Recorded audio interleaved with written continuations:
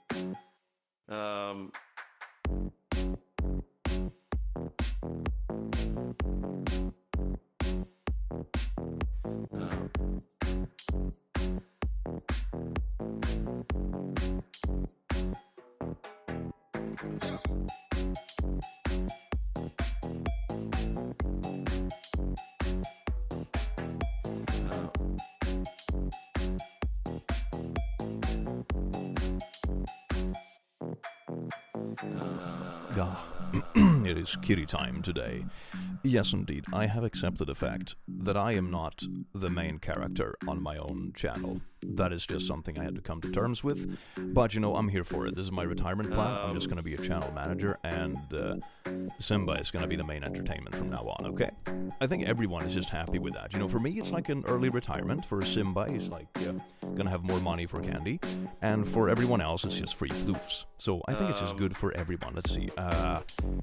Boop. Oh, there we go. It's sort of working. Oh no, it needs to be bigger. Cat cam needs to be bigger. I can probably cut it a bit. Hold on. I'm still like figuring out the optimal cat cam. Look at this. Oh, that is so good. Look, oh, all centered. You know what? Let's just swap it. Let's just swap it. This can be the big cam, and I can just be like a voice in the background. You know, that's fine. I'm just peeking in above it. You know, a little now and then, like, you know, and then I can just hide here and just like, ooh, ooh. You know, that's the entire entertainment for the evening. Isn't that absolutely amazing? Good evening, laddies, lasses, and lasses. I do hope you have an amazing day. And since today is my duty to babysit the cat, I figured I would implement him in my work life, as you do as a healthy, functional parent. Yes, indeed. How are all of you doing today? I hope you're doing fine. He's very busy polishing himself because I just gave him his evening snack and along with insulin, so there is no rush to do that today. Oh, let me see. I might want to add, what kind of effects can I add to the cat cam? Let's see. This is very, very important. No.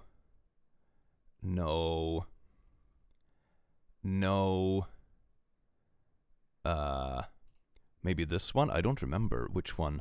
No, which filter do I have? Which filter is the one? Ah, is it this one?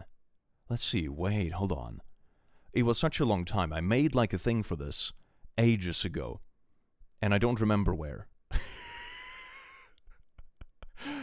Sharpness, that's probably a good idea, actually. Like just a slight sharpness, because that camera is a bit blurry. There we go. That actually looks way better. And then we're gonna do like a brightness? What does this do? Oh no, that looks like ass. No, gone. Jesus Christ, I don't even know what that is. That's some useless kind of garbage. Where's like all the good stuff? Man, that sucks. Okay, maybe it's this one. Nope. Okay, that's weird. Anyway, I think that's good enough. I think it's good enough. Added some sharpness. Looks crisp. Why not? Heck yes, that is absolutely beautiful. Good evening, laddie. Oh wait, can I do it? Hold on, I just had another idea. Simba, calm down, okay? I think I can do it. Yeah, here we go, here we go. I can add filters in like the camera itself. Check this out. So I can add, for example, saturation. Oh, look, he's such a little orange boy. Okay, maybe not that much. Maybe that is good. That is more like suitable for reality. And then like a little bit of contrast because this camera looks like it's full of dust. There we go. That looks great, doesn't it? Hell yeah. Wow. Now he's like all snazzy for the camera, baby. This is how you do it. This is how you support your friends on camera chat. You just make him look good with filters. Oh yes, indeed, it's not even a joke. How are y'all doing here today? I hope you're having an amazing day, and I figured I wanted to do a chill little chatting / gaming stream. Might jump into some Lethal Company or maybe some like Jackbox or something in a little bit, but I figured this was a cute way to integrate the fact that I'm cat sitting today. Look, he's such a good boy. Can I pet the kitty? Yes, indeed. I was thinking about, doing some shameless, subscriber marathon kind of thing, where it's like, oh, for every gifted membership, he gets one treat. But I know all you sickos at home, I'm looking at you. This bag would be empty within 5 minutes, and then he would throw up in my... Look, he saw me touching the bag, you see? You're such a little drug addict, my boy. You're such a little drug addict. Dear God, I know you little sick freaks at home. You would donate like billions of dollars just to make sure that he got snackies and all the snackies, He's a big boy, but he would be like a chunk boy after the stream. But oh, look at that, he's so cute. Oh my God, he's just polishing himself. This is great. My God. Let's see, can I make the camera like a bit more, maybe I can do it a bit more snazzy. Hold on. Oh, that's kind of good. Yeah. So the brightness from the wall isn't like clipping into it too bad. That actually looks pretty nice. Look at that. Hell yeah. I can probably put it like in the corner up here as well. There's no point in like leaving a gap there. Oh, that looks good. Look at that. Wow, this is content. This right here, chat, this is heckin' content. Oh, yes, indeed. I don't even have to do anything. I could literally go AFK now, and people would just sit here for hours, pump the watch time on the stream, and just watch this cat. That is amazing. Ask me anything about my cat. That should have been the title of the stream. Cat cam, yes. Fluffy orange boy. He's such a good boy. He's way more comfortable nowadays to chill in the studio because I think he has found his spot. Because usually that couch used to be filled with plushies and stuff. It used to be a bit too busy for like actual sitting. But I moved the plushies around, like some of them are on the shelf, some of them are over here on like my music stuff. So nowadays the couch is usually like actually used for sitting, and he found it right away because it fits him perfectly. It's like a 2-people couch or one Simba, basically. One Simba unit is basically 2 normal-sized people when it comes to couch space. How old is he? He's 12 this year. I think my family got him in 2012. It was my first year of uni. I have a super cute picture on my Instagram. Shameless promotion if you want cat pictures and thirst traps. Instagram link is in the description, by the way. Hot tip, literally. But I have a picture, if you scroll a bit back, where he's like a baby, where he's only like a few months old, and he's sleeping on top of one of my math books. And it's so cute because he's literally like this big. He's literally like this big. It's amazingly adorable. And now he's like this. I can't even fit it in the frame. He literally sticks out when I hold him. And I'm a pretty big boy, When I hold him, he looks massive. And then you're like, oh, maybe it's just Click that is small. Like, no, I'm a 6'2" dude. Like, I'm not that tiny. And he still looks absolutely humongous. So, yeah, he's a very big and very good boy. Oh, Chachu, thank you so much for being a lasso. You beautiful being Kim, thank you so much for the 6. Needed this today. Rough day, thank you, Simba. Appreciate both so much. I hope the day gets better and that tomorrow is better. Give yourself some time to just wind down and relax. And the day is over now, and that is very nice.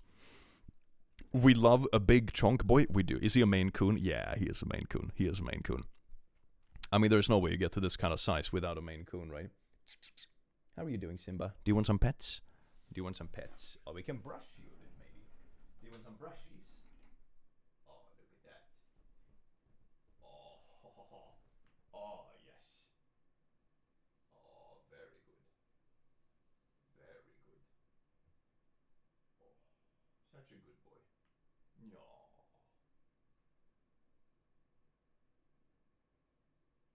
I should add like a purr microphone, I swear to God.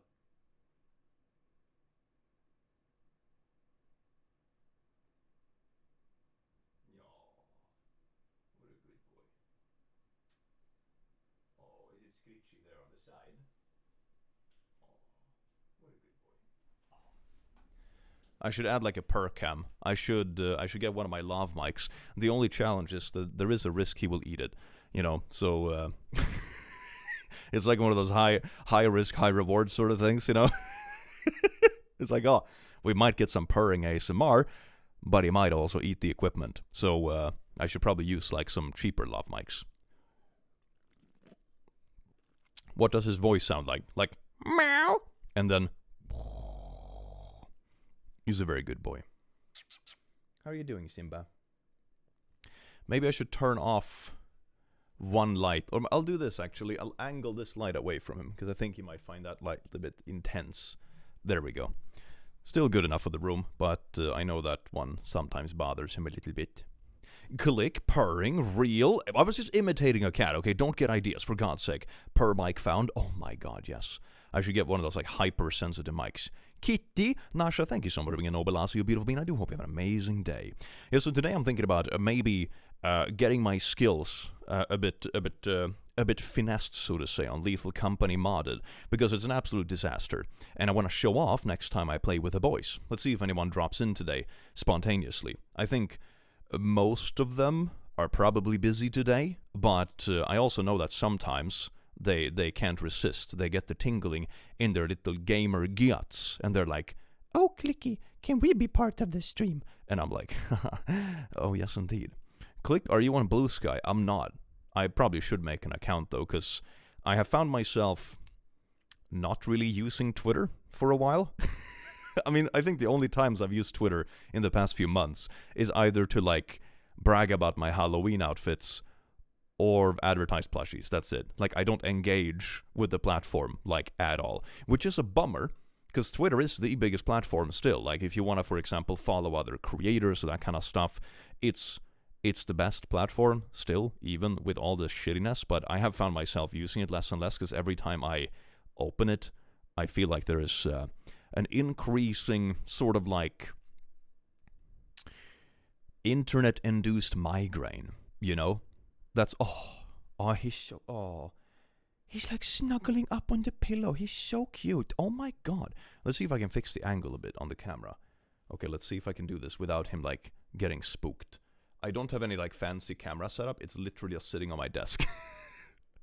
Oh, there we go. That's slightly better. I can see a little bit. Oh, that's so cute. That is so cute. Who needs, like, sleeping streams when you just film your cat sleeping? 32 months of wholesome chaos, and Simba, I'm feeling extremely spoiled. Love you both. Thank you so much, Angie J. You beautiful being for the royal lasso. Mwah. Twitter is dying. Yeah, it's about time. God. You know, the funny thing is, I was actually thinking about making a video where I talk a bit about my, like, Twitter experience through the years. Because at this point, I've had Twitter for, I think, about 5 years, roughly. And it's funny. I remember, for example, when PewDiePie left Twitter. That was like a pretty big deal. Nowadays, there have been more creators that have left Twitter. I know, for example, some ordinary gamers left Twitter a little while ago. Like Commentary channel, he used to do a lot of videos about like computers and hacking and dark web stuff, that sort of thing. But I remember when PewDiePie left, he made a video about it. And this is pretty old. I think this video is like 7-8 years old by now. It's like a while ago. And one of the main aspects is that at that time, Twitter was so infested with people who just like try to one-up each other of like looking good. You know, it's not about like actually doing good things or engaging with anyone. So many on Twitter were just like so interested in one-upping everyone else in some kind of, I don't know, social clout, looking good for no reason kind of game. It's like, oh, you did this, you donated to charity. Well, you didn't donate to this other charity. Do you think that, you know, this charity doesn't matter? And it's, you know, those kind of people, absolutely insufferable. And I kind of liked that video. It was pretty good because it even wrote it back a bit to like some classical philosophy where it talked about there's a big difference between talking about being virtuous and letting your actions speak for themselves. And that was the reason why, at least, he left Twitter back in the day, that he felt the entire platform was just people talking shit, but no one was actually doing anything. It was just a platform of everyone just pretending to be virtuous, but everyone was just fucking losers, basically. And, which is something I still agree with. I think the platform was like that. But now it's like that, but worse, because now it's also gone in this really extreme, hateful direction. And everything is just like a content farm of like checkmark accounts with the worst opinions that very obviously know nothing about the world. And it's every time I have a post recommended on my front page, it's like, oh, this post has some engagement, and then you open it, and the top 100 comments are just verified accounts. They're very obviously just verified to boost their engagement, so they get prioritized on top, so those are the comments you see. And all of them have, like, the worst fucking opinions ever. And they're so stupid. They are so stupid. Like, oh my god, there's a lot of people in the world that I don't necessarily agree with, but they're very smart people, right? There is nuance in the world, and there are different experiences, different people, that sort of thing, right?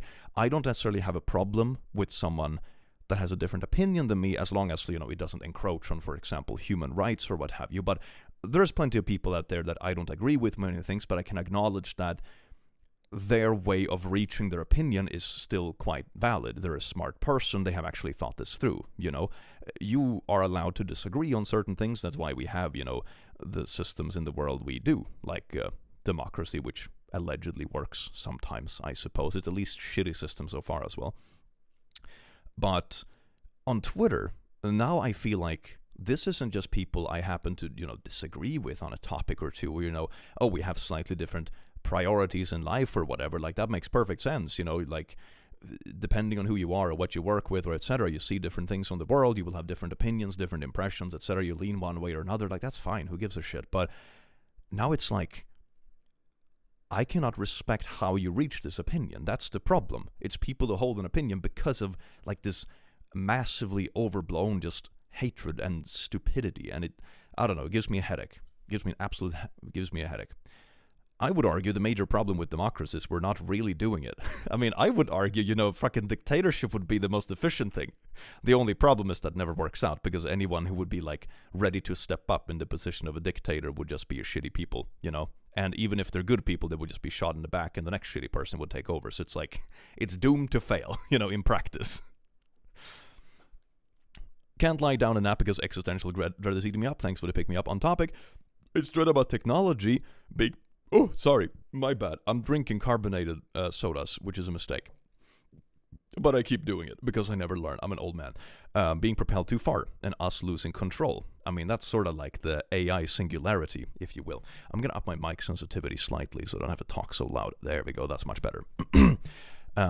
But yeah, no. Technologically being propelled too far and accelerating very fast. You can see this with a lot of things. Like, one example of technology advancing too fast, which isn't even very fast compared to what is happening now, but one thing that was a big problem for many years and still is, for example, internet copyright.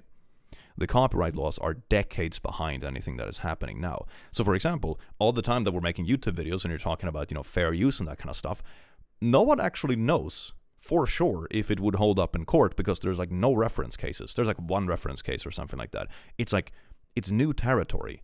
And I think most people that work in the creator space, like YouTube and that kind of stuff, have just kind of, like, accepted some sort of, like, gentleman agreement about it. It's like, oh, it's okay to talk about other things doing stuff if you, like, don't pretend that you're the one who made it, etc. You're not impersonating, you're not actively stealing anything. So it's more like a gentleman's agreement, because everyone knows that the copyright is just, it's garbage. You can't rely on it one way or another. It's trash. And that is something that's been going on for like a decade at this point.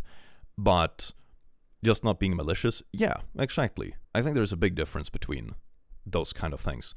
And then there's, of course, AI and that kind of stuff nowadays, which is just like, everything goes way too fast. Like, my God, that's going to go out of control really fast, if it hasn't already. But it's actually an interesting topic about talking about others people's work and, giving credit and that sort of stuff. It's been a big conversation on YouTube over the past year or so after, like, the H-Bomber guy video, for example. And for me, I think there's always been a big difference between, like, the intention, right? If I, for example, look at times where my content has reached outside of my audience, for example. I remember, for example, take Plushies, for example. Plushies is a very original creation from this channel. It's characters created from scratch. It's like merchandise, very established, copyrighted things, right? Then you have, like, these Chinese scam factories that, steal any design they can get their grubby little hands on, and they pretend that it's you selling them. They literally put the click in the title of their products. It's quite shameless. This is obviously malicious, and this is why, international markets don't like China much because their laws regarding this stuff are so bad that their bad actors that ship internationally can just do whatever the fuck they want. So it's like, ugh. That's not a justification for any like prejudice beliefs or anything like that. It's a systematic issue. But that's one very malicious example. And then you have other instances. For example, I remember I encountered like an Etsy shop that was doing custom soaps. And one of the soaps they were making, I don't even remember how I bumped into it, was an emotional support demon.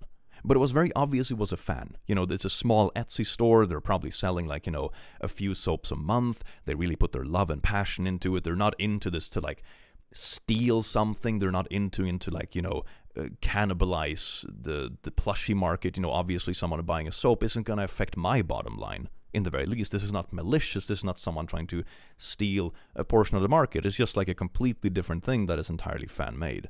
And that kind of stuff I've always found super cool. That is always absolutely amazing. Which technically, if you speak traditionally, would fall under some kind of copyright stuff, But it's not like I would ever dream of doing anything about it because it's so obvious that it's just a fan doing something cool about a character and a YouTube channel they like. So that's like two very good examples that I think describes it very well. Like it's malicious stealing and trying to like steal the specific market that the creator is already in versus doing something alternative with it as a fan, Then of course it was like freaking Walmart that all of a sudden made like a soap line selling tens of thousands a month of an emotional support demon design. I would probably be a little bit upset because now it's like a titan corporation that is obviously trying to steal it. But there's a difference between the two, right? Mic name? Okay, Chad, what do you think the mic should be named? It needs to be named. What do you think, Chad? What do you think? Emotional soap port demon? Oh my god, that is so good. Oh my god. Yes. Bob, Jeff, just Mike, Bob, Svetan, Mikolas. So instead of Nicholas, it's like Michaelas. That's pretty good. Oh, what about Mike Elangelo? But it's spelled like Mike. M-C-I. Mike Elangelo.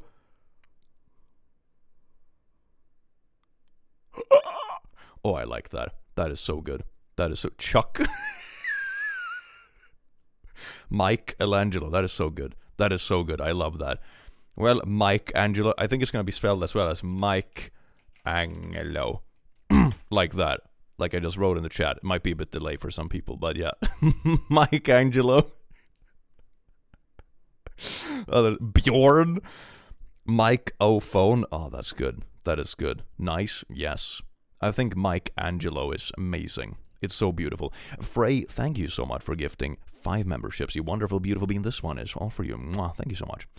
The problem with online copyright is that the DMCA makes you guilty on accusation and forces you to prove innocence, which inverts centuries of innocent until proven guilty. Yeah, it's a byproduct essentially of the platform not wanting to be the judge of the situation. The platform essentially says, oh, as soon as you get a DMCA against your channel, we're just going to take it down, assume that the copyright is valid, and if you want to appeal it, you have to escalate it to court.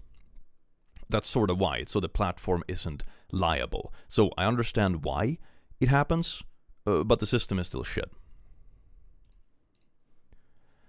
Shinatin, thank you so much for the noble lasso. Upgrade, you beautiful being. Thank you. DMCA guilty until proven guilty, indeed.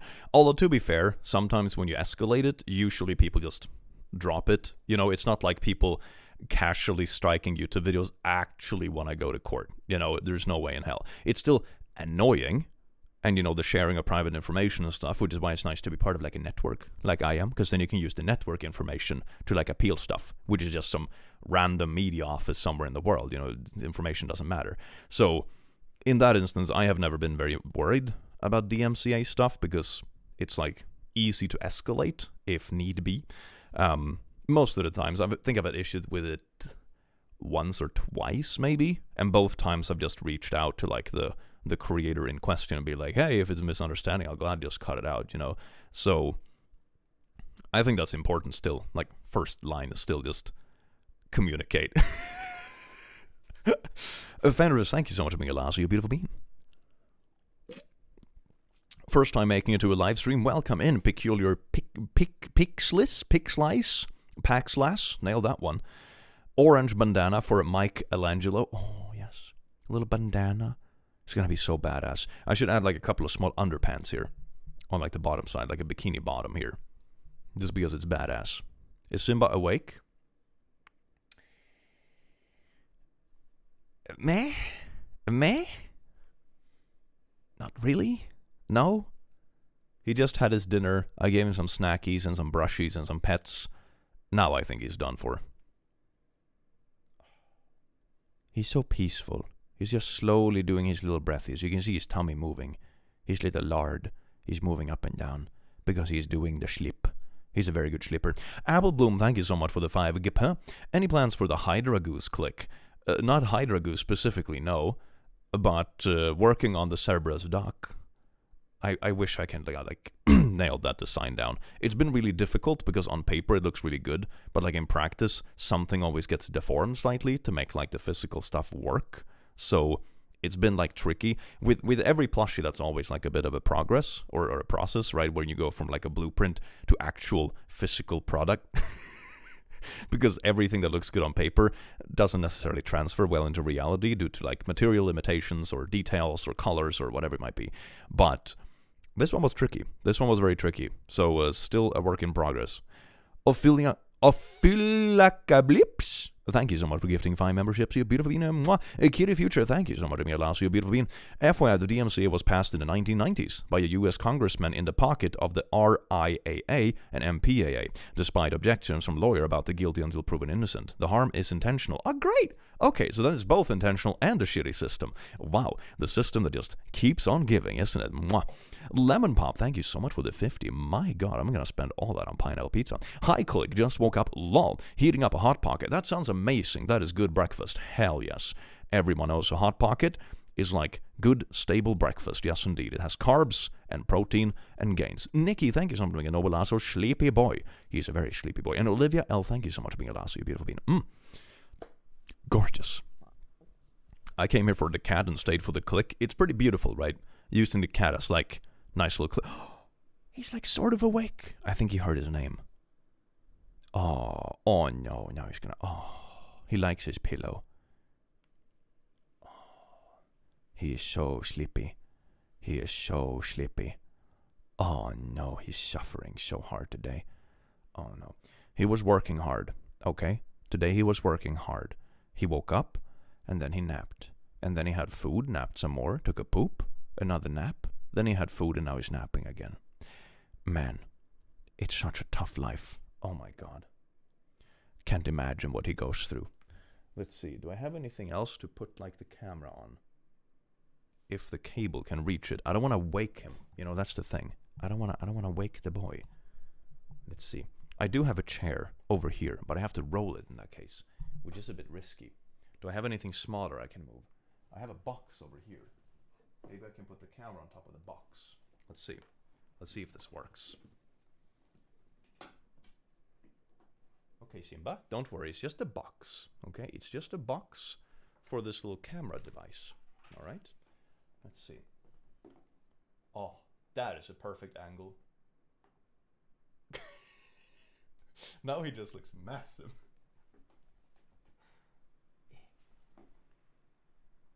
There we go. Oh. That's not too bad. He's staring into your soul. Yeah, it's just a little camera, Simba. Yeah, look at him. He's so elegant. He's so majestic. And you have the little cat brush there as well. Cat brush companies, if you need a sponsor, this is your place, baby. This is your place. Like, how could you not sell with this? My God, this is just branding on point. Yes, indeed. Look at those paws. Oh, Simba, you should settle down again. He got nervous when I moved the box. He's quite a sensitive creature. My God. His face looks like a lion's. You know, we think he has some kind of syndrome. It's like some kind of gland that produces hormones and growth and that kind of stuff. And we read up on it, and if you have that syndrome in a creature, they grow very large, and also they get like the Chad jawline. And he has that. So we're a bit like concerned if he has that kind of syndrome. Oh, look at that. Yeah, now he's like calming down again. He just got a bit like, oh my god, what's going on? The stuff is moving. Oh my god, so nervous. Shimmy, my littlest kitten, chirps and flops for pets. Yes, indeed. Thank you so much for the noble lasso. You beautiful being. Oh, yes, indeed. Lisa, thank you so much for being a lasso. You beautiful being. Wesley, thank you so much for the 6. Clicky, Tinky, Winky. Which one is better, Blue Sky or Mastodon? Mastodon equals build your own Twitter on your own rental home-hosted server. I mean, Mastodon just sounds like another version of Discord in that case, to be honest. So it depends on what you want. Do you want just something for your friends? Or do you want something that is more like, that is a bit more public, you know? Oh, look, he's falling asleep. Let's see. Maybe I can fix the camera in the program. Hold on. If I just like... Damn it, come on. Cat cam, there it is. Okay, if I scooch it here and like just extend that a bit. Oh, there we go, that's perfect. Oh, perfect. Yes, that is how it's supposed to be.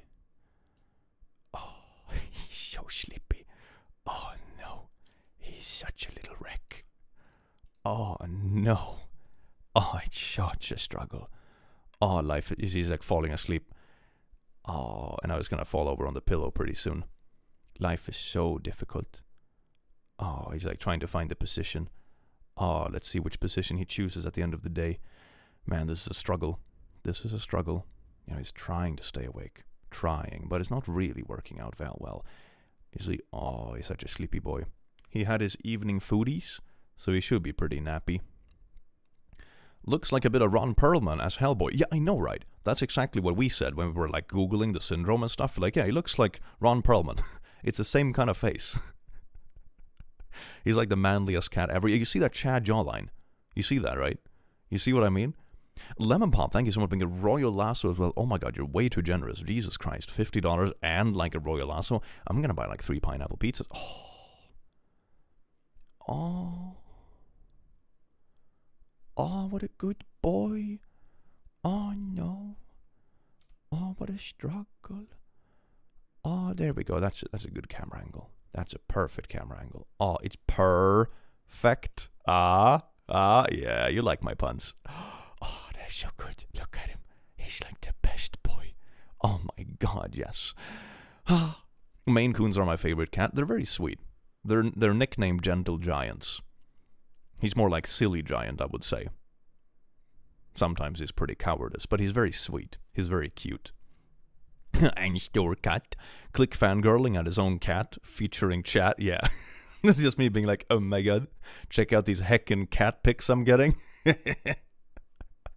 Oh, he's so good, though. He's so good. Oh, that is amazing. Maybe I should actually take... Hold on. I'll take a screen capture of, like, that cat cam, because I realize that angle is way better. And I'll add that to the thumbnail of the stream instead. It's way more representative. So it's actually like up to date so people know what to expect. Oh my god. Oh, that is so cute though. Oh my lord. Why is he doing this? Must be illegal. Illegal Kit Kat. Let's see, should I maybe cut it a little bit? Like that. Oh, that is good. Oh. Yes, indeed. That is beautiful. Can also cut the top. This is like me editing things off screen. Great stream. Just look at the cat chat. Just look at the Kit Kat. Just look at Kit Kat. Absolute beauts. There we go. That's a way better thumbnail picture. Okay, let's see. Can I edit this without crashing everything?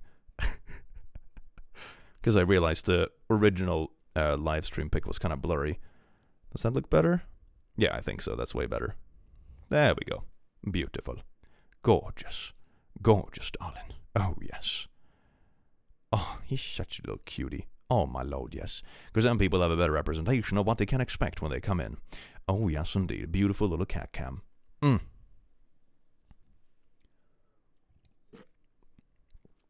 Oh my god, cat cam. Yay, thank you so much. Oh my god. Lemon Pop. Is that $200? These make it 5 pineapple pizzas. How many pineapple pizzas do you want me to eat in one evening? I mean, I am kind of like in my gain phase at the moment, okay? I was actually at the gym today, so like maybe I could afford a few calories, but like 5 pineapple pizzas, now we're talking like 5,000 calories or something. This is quite intense for a daily intake. My god. Out of control. Absolutely out of control. Jesus Christ. I'm gonna buy so many pineapple pizzas today. Oh, yes, indeed. I'm just gonna eat pineapple pizzas the rest of the week. Isn't that amazing? That's the dream. Who needs to cook when you can order pineapple pizzas for a week? Oh, yes, indeed. The best is that my partner doesn't like pineapple pizza. So I'm like in the clear to just eat it all myself. Oh, yes, indeed. Take 5 and make it a pizza ball. Ooh, how about this? I'll one-up that. How about I take the fine pineapple pizzas, put them in a big mixer, mix it down, and then I drink it like a smoothie. How about that? Pineapple pizza smoothie. Oh, yes, indeed. I love my cat. Thank you so much for being a member. What a fitting name. What a fitting name. So cute. Thank you so much, little puppy. Beautiful being for the 10. Mwah.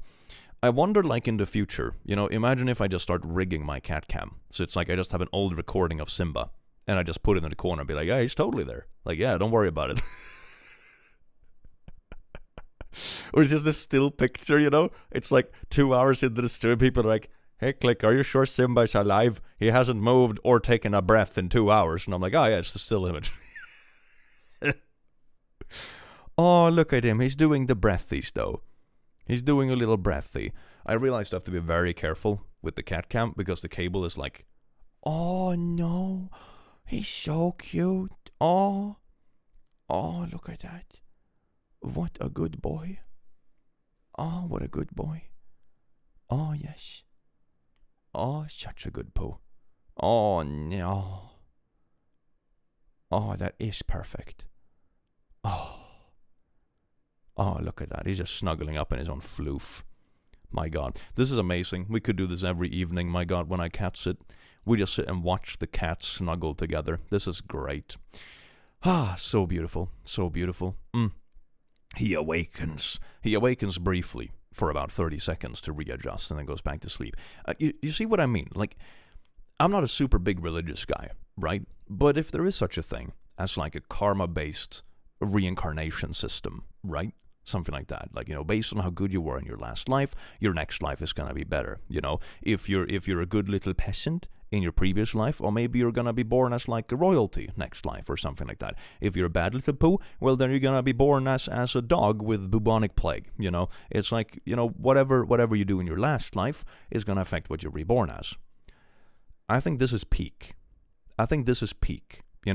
If you're good in one life, and then you get reborn as like an aristocrat, you're good in that life somehow, and then you're born into like a king, and then you're an amazing king. Then you're reborn as this. This is like peak karma. This is the top of the pyramid. So whatever he was in his last life must have been amazing, okay? And when I pet meow meow so bad, yes. Oh, he's just snorpling. He's doing such a snorp. Oh, that is amazing. Yes, indeed. My dad always says he wants to be reborn as one of my house cats because he knows he'll be spoiled. Yeah, that's what I mean. Like, all he has to do, he's treated like a king in the household. People are literally cleaning up his poop after him. He gets fed for free. He doesn't pay rent. He doesn't have to worry about taxes. He gets to be floofy. There is no, like, societal expectation. He doesn't have to worry about what people are saying on Twitter. He's just vibing. The entirety of life is just a vibe. It is so good. Let's see. Yeah, everything looks good. Peak karma is cat. I think so too. It's so beautiful. Marie, thank you so much for being a Nobel Aswo 14 months. That's amazing. Hello, Clicky. Hello. I hope you're having an amazing day. Welcome into Cat Cam stream. Oh, yes, indeed. Is Simba your cat? Well, it's a family cat, technically. It's not my... I'm not the official owner, so to say. But nowadays we like pass him in between the family because he got diabetes a few years ago, which makes it way more difficult to take care of him because, you can't like be out of the house for more than a few hours at a time because he needs his insulin like very regularly, 2 times a day. Oh, look at that. A door opened and he was like, oh, he's like a guard dog, but shitty. He's a shitty guard dog. He notices stuff going on and then he doesn't do anything about it. You see, he's like, oh, was that a stranger breaking into the house? Was it a murderer? Or maybe it was like a spooky like Bigfoot creature? Nah, don't give a shit. Whatever it was, I'm gonna keep sleeping. Because I'm a sleepy boy. Can cats get diabetes? I mean, at least he can. He has diabetes. I give him his insulin like 40 minutes ago, something like that, right before stream. So yeah, he definitely has diabetes. The good thing with cats is that it's pretty easy to notice. Like, diabetes usually makes them fatigued and that kind of stuff, so you can sort of notice a mood change. But if they're a bit of a lazy poo like he is, it's not that big of a difference. But one very key giveaway if they get diabetes is that their pee gets very sweet and sticky. And you notice it very easily because, they have a litter box. So whenever you go to pick it up, it's not like quite urine-esque. It's almost like syrup because they can't utilize any of the sugar that they eat. So whatever they pee out is like really thick and sweet and has a very distinct smell. So in that way, it's very easy to figure out when they have gotten diabetes. Then you need to like balance it out with blood measurements and shit so they get the right dosage, which is a pain in the ass. But once they're like on a good balanced streak with insulin, then it's pretty easy to maintain. But like I said, the problem is that you have to be home every day to give him his insulin, like both in the morning and the evening, and you have to give him regular food. You can't just, like with a normal cat, just leave a bowl out and they just eat whenever. You have to feed him when he gets his insulin, so it's not too full to eat, because then he gets like an insulin shock. So you have to like, get him a bit hungry before it's time to eat and get his insulin, and then you feed him. So it's a bit more complicated. But, so that means we kind of share him between family members now. So we kind of like pass him around when we have time. So like if someone is working a lot, then they pass him along to like another family member. And when the next person is like working too much or, can't do it for a while, then another person steps in. So, we kind of cycle him a bit. And it works very well. He's used to everyone. Oh, what a little poo. To be honest, using a still image for your cat cam would be a perfect April Fool's Day prank. Oh my god, I just do cat cam stream, and it's just like a 24-hour cat cam stream, and it's just a still image, and then we'll see how long it takes for people to figure out.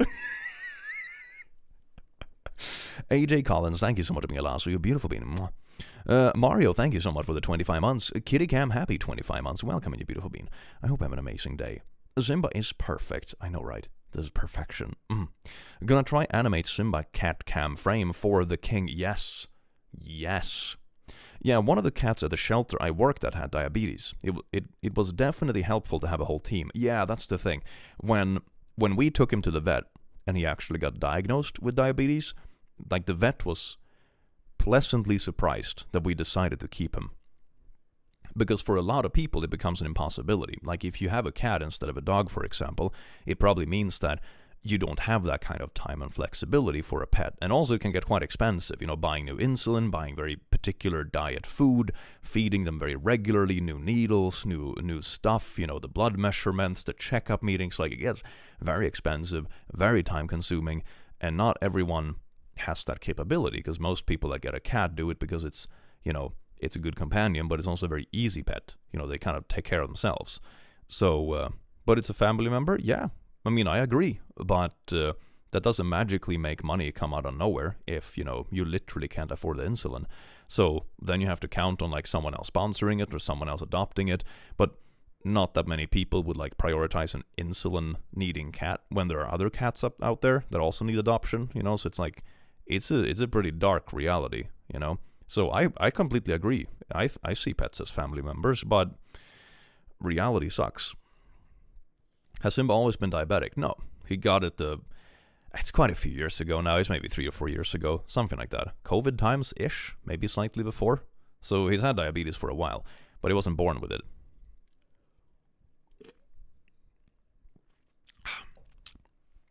As a vet nurse, I have seen way too many people giving up on their pets, unfortunately. Yeah. It's very common. That was the impression we got too when we talked to the vet when he got diagnosed. Because a lot of people either don't have the means to, or don't want to, or can't change around their life enough to actually make it work. Or they don't have family, for example, that live nearby and can help out. In our case, we're lucky because most of the family live like relatively close to each other. So it's very easy to like pass them around, And everyone has cars and that kind of stuff, so it's easy to just be like, oh, it's your turn to babysit him, like, just drive him over and it's done, and then pass him over to the next person. Oh, such a good boy. And it's nice. He's been a good poo. Looking at him napping makes me want to nap. This sounds like a good idea right now. I know, right? This should be like a nap stream. ASMR reading audiobooks and cat purr microphone. I need to upgrade these streams. Push scam? The rescue dog I got was given back to the shelter by the first person who adopted her. She's such a sweetie. I can't imagine someone doing that to her. That is so bad. Yeah, sometimes I get the impression that people I don't know. I don't think a lot of people are ready for the commitment, if that makes sense. I remember I read a story about a really, to be fair, that was also a very difficult dog to care for, but it was a dog that was a mix between an actual wolf and a greyhound or something. A massive dog. Super cool dog though, super cool. But of course, a casual dog owner can't really take care of it. They don't have the means, they don't have the skills. So I think this dog was passed around a couple of times until it found a home that could deal with it, because almost everyone that came to adopt this dog vastly underestimated it. It's oh, I mean, I've had a dog before or something. I've babysat dogs before. I can deal with this. And then it turns out to be the most complicated, huge dog ever. And they're just after a week, it makes them go insane and they have to give it back. So I think that might also be a thing sometimes. People underestimate that when you get a pet, it's an actual responsibility, especially when it comes to dogs. Cats are a bit easier, but dogs are needy for real. Very rewarding companions, but you need to be ready for it. Thank you, Click, for being a source of laughter. Been around since before the Fluffies. Oh my god, that's a throwback. I hope everyone here is doing well. Therapy is worth it, by the way. Yes, indeed, Eva Lee, thank you so much for the 5. Therapy is definitely worth it. Mari, thank you so much for being a last, so I completely missed that one. Welcome in, you beautiful bean. Just got here. Cuddly Floof. I love him. Buy him treats on me, I will. When he starts waking up a bit, I'll give him some more treats. But for now, he's just sleeping off his food, because he was just fed dinner, and he is struggling big time. Oh my god. Oh, what a vibe. Makes me jealous. My god. And thank you so much for the 20, by the way. Wow, that's going to be a lot of cat treats. Wolf Greyhound, let's breed lightning in a fur coat with a battle axe. What could go wrong? I know, right? I'm not sure if it was an intentional breed, to be fair. The dog was super cool, it was huge. You know, when a dog towers over you when you sit down beside it? It's that kind of size, you know? It weighs as much as an adult man. It's absolutely nuts. A super cool dog. I mean, I would personally love to have a dog like that if I lived on the countryside, for example. Right now it wouldn't work because, you know, it's too difficult. You need to be able to really let it out and run off the energy and that kind of stuff. They need a lot of space, a lot of stimulation. So if I had a different situation around me, you know, I was in the countryside, lived further out, closer to those kind of things, yeah, I would love to have a dog like that. That would be so cool. But current living situation, nah, it would be an absolute bombshell. Simba so baby. Oh, Simba is very baby. What a good boy. He really likes being in the same room as people. I've noticed that. He's not the most cuddly cat. He will very rarely come up and sit in your lap. Oh. But he very much likes being in the same room. If you're sitting and working or something or watching a movie, he very often comes and lays in the same couch, just in the other end. So this is perfect for him. He doesn't enjoy being in my lap, for example, when I'm working or streaming, but when I have a tiny couch off to the side, that's just what he likes. He gets his own space, but he still feels like he's part of the group, and he gets to be in the same room and just people talking in the background. He loves that. He loves that. So he's passively sociable. Emily Jack, thank you so much for being a noble ass. You beautiful being this much. Wow. His love language is quality time. Indeed. His love language is just spend time together. It's you know those memes when it's me texting my bestie, do you want to do something? Yeah, sure. What we do, and both people just lay past that on the floor that's basically him. Is Simba a Maine Coon? Yeah, he is. He's a big Maine Coon.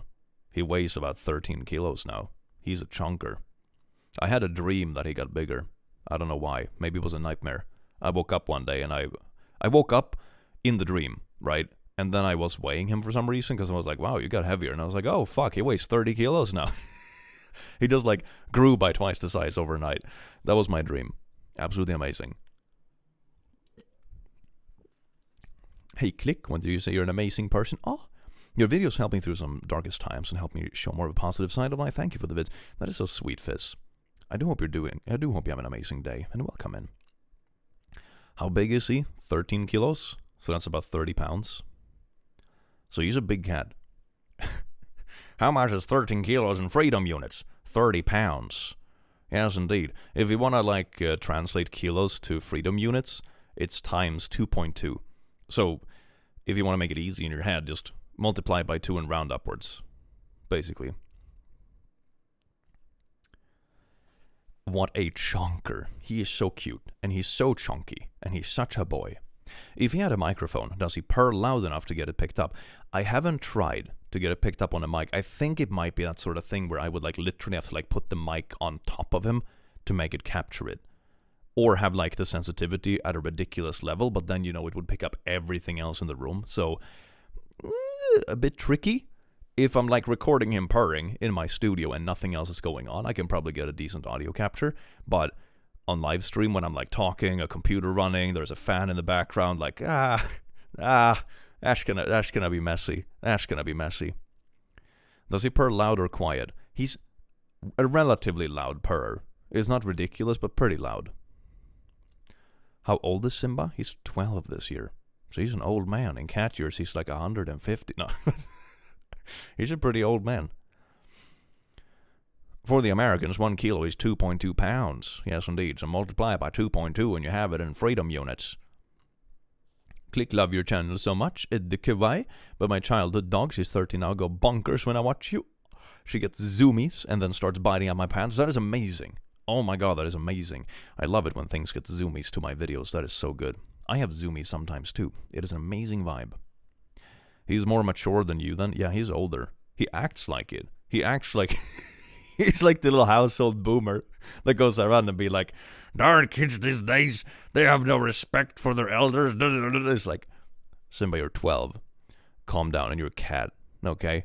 Kids these days don't want to work. You haven't worked a day in your life, Simba. You're not even paying taxes, okay? Calm down. God. Click, this comment is just for absolutely nothing. If you read it out loud, bazinga, that is an amazing comment. Click, your videos help me through a deep... Oh, that is so sweet. I do hope you're feeling better. That kind of stuff is really difficult to deal with. I hope you're heading to a better place. Thank you for making my days better. Click, I can listen to your videos 100 times. That is so good, AJ Collins. Hell yeah, thank you for the 10. That is some good, sweet replay value. Oh, yes, indeed. Good to see everyone, and you, I don't know what that word is. Hey, Click, missed you tons, and watching you before going to work. You've got me through thick and thin. That is amazing. Oh, it's such a sweet community. I love this place. Thinking about moving abroad. How is Sweden? Very much depends on region, to be honest, and also depends on climate and time of year. You know, I've had some friends that come visit Sweden, and they always do it seemingly at the worst time of the year. It's like, oh, we're gonna check out Sweden in November. It's like, grats. It's gonna be freezing dark, but the snow isn't quite there yet, so it's just slushy and dark and shitty. So depends on your sensitivity to cold and darkness, I suppose, because half the year it's gonna be like that. Snow sports are fun. A bit less safe than it used to be, sadly. Sweden has had some negative trends in the last 10 years or so. It's I don't know, it's at that sort of level where, people that say that Sweden is literally blowing up are usually over-exaggerating. People that are saying that everything is fine are usually under-exaggerating, right? It's somewhere in the middle. It's we have our issues, but, I don't know. I lived in Finland for 6 years. It was okay with the dark and cold. Finland has a lot of saunas. That really helps you get through it. I was doing saunas twice last week because we have saunas at the gym. So freaking good. So freaking good. Oh my god. If you need an incentive to go to the gym, that's one. That is one incentive. Hell yeah. Saunas are good. How autism friendly is Sweden as an acceptance people, etc. I haven't experienced it personally, but I have a couple of friends that have autism, and even when we grew up, I didn't actually know what it was at the time, but one of my old best friend's brother has autism, and he got, a special class for it and support for it and everything, and it turned out very well. So, based on a few data points I have, I would say it's pretty good. But I remember at that point, I didn't even know what it was. I think I connected the dots, when I was way older, autism, that's what it was. Because, I never asked what it was. It was oh yeah, he had this class, so he gets extra support for his problems or whatever. And it's oh, that's cool. And then I never put it together. I don't even think I knew what autism was until I was in my early 20s. Autistic Swede here, extremely friendly on a government level. Socially depends. Yeah, exactly. It's like there's a lot of support networks for that kind of thing, like on a government level, which is nice. Social circle depends. I would say if you're, for example, in the academy, like in engineering, like I was, I think like half the people there are like lightly on the spectrum, to be honest. You know? So, kind of accepting in that way. People are just like nerdy and themselves, and it's a very nice environment. If you find yourself in a more elitist environment, for example, it's probably going to be less accepting. So I think it depends a lot on context.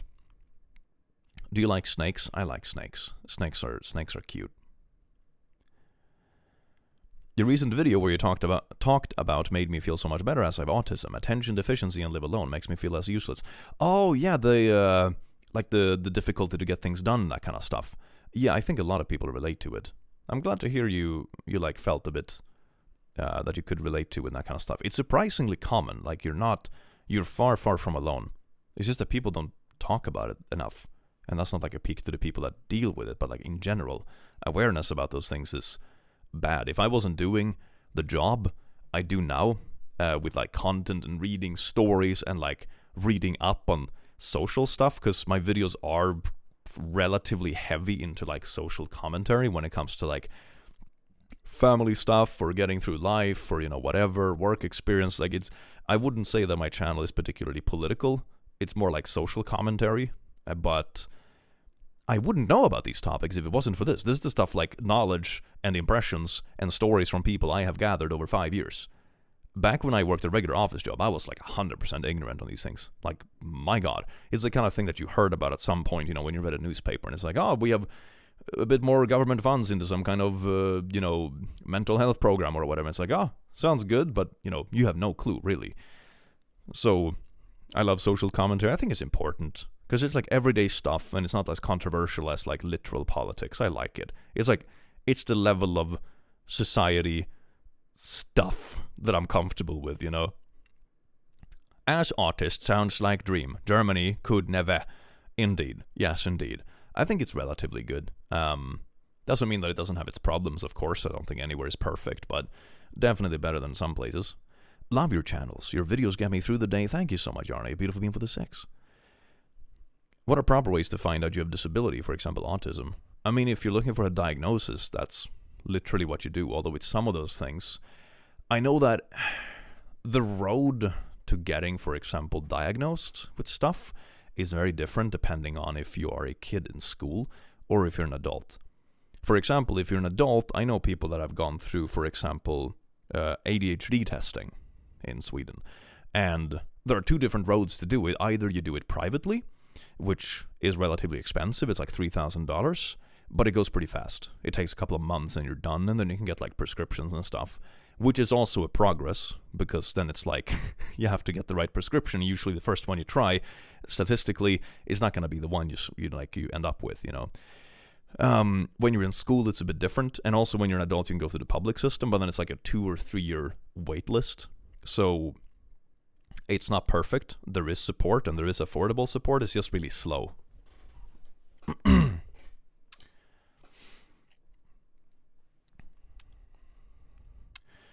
To get a diagnosis for disability like autism, go to a psychologist, child psychologist for kiddos. Speaking from experience and as a psych major, yeah, there you go.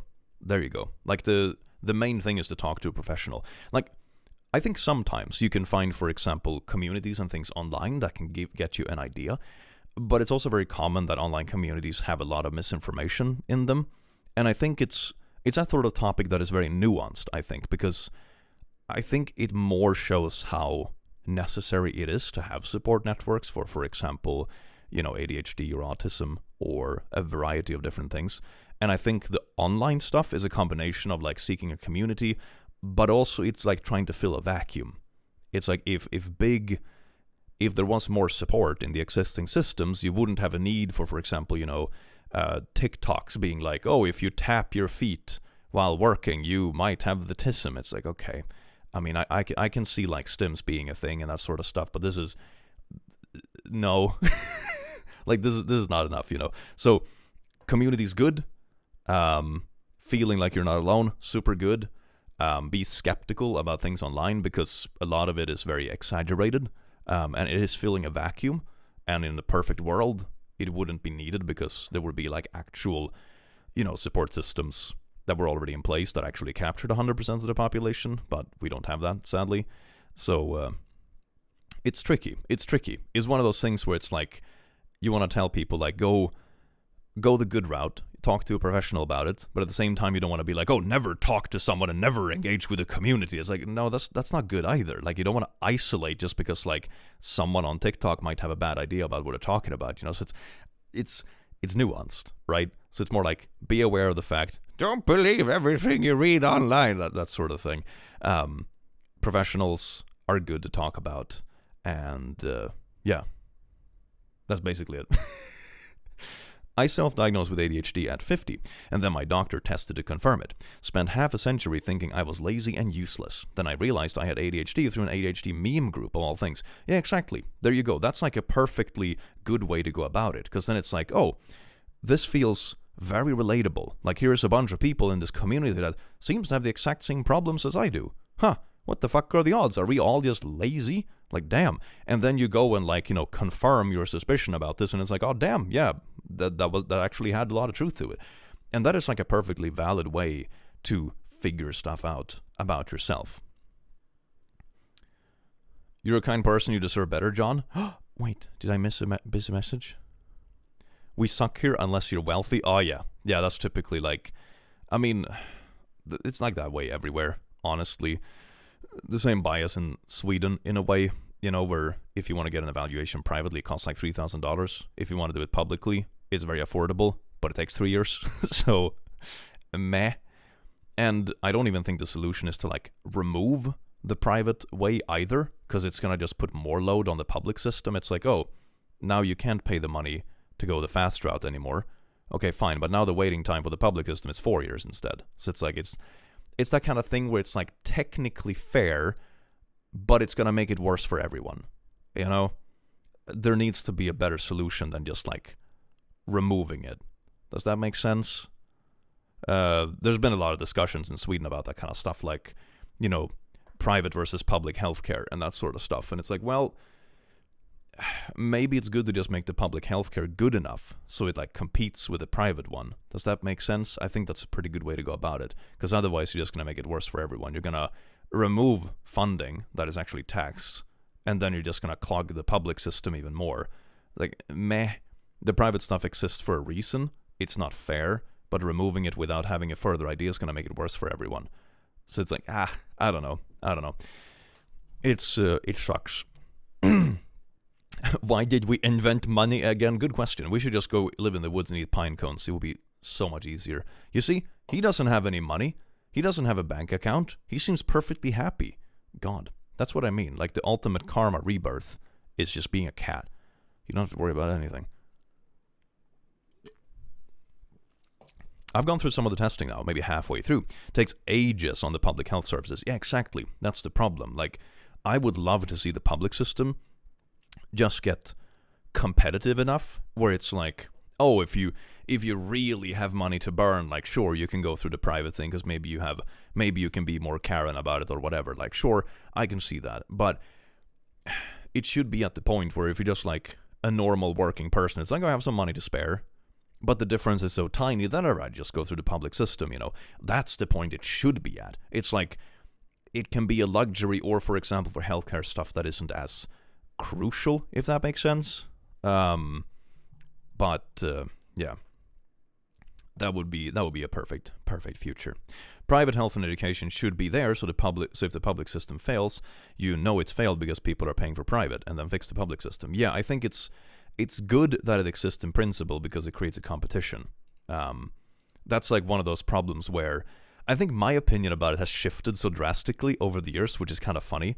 I remember when I was young, I was like, oh, but public system is great because everyone has access to it. Then, we fund it together and it's like, yay for the people.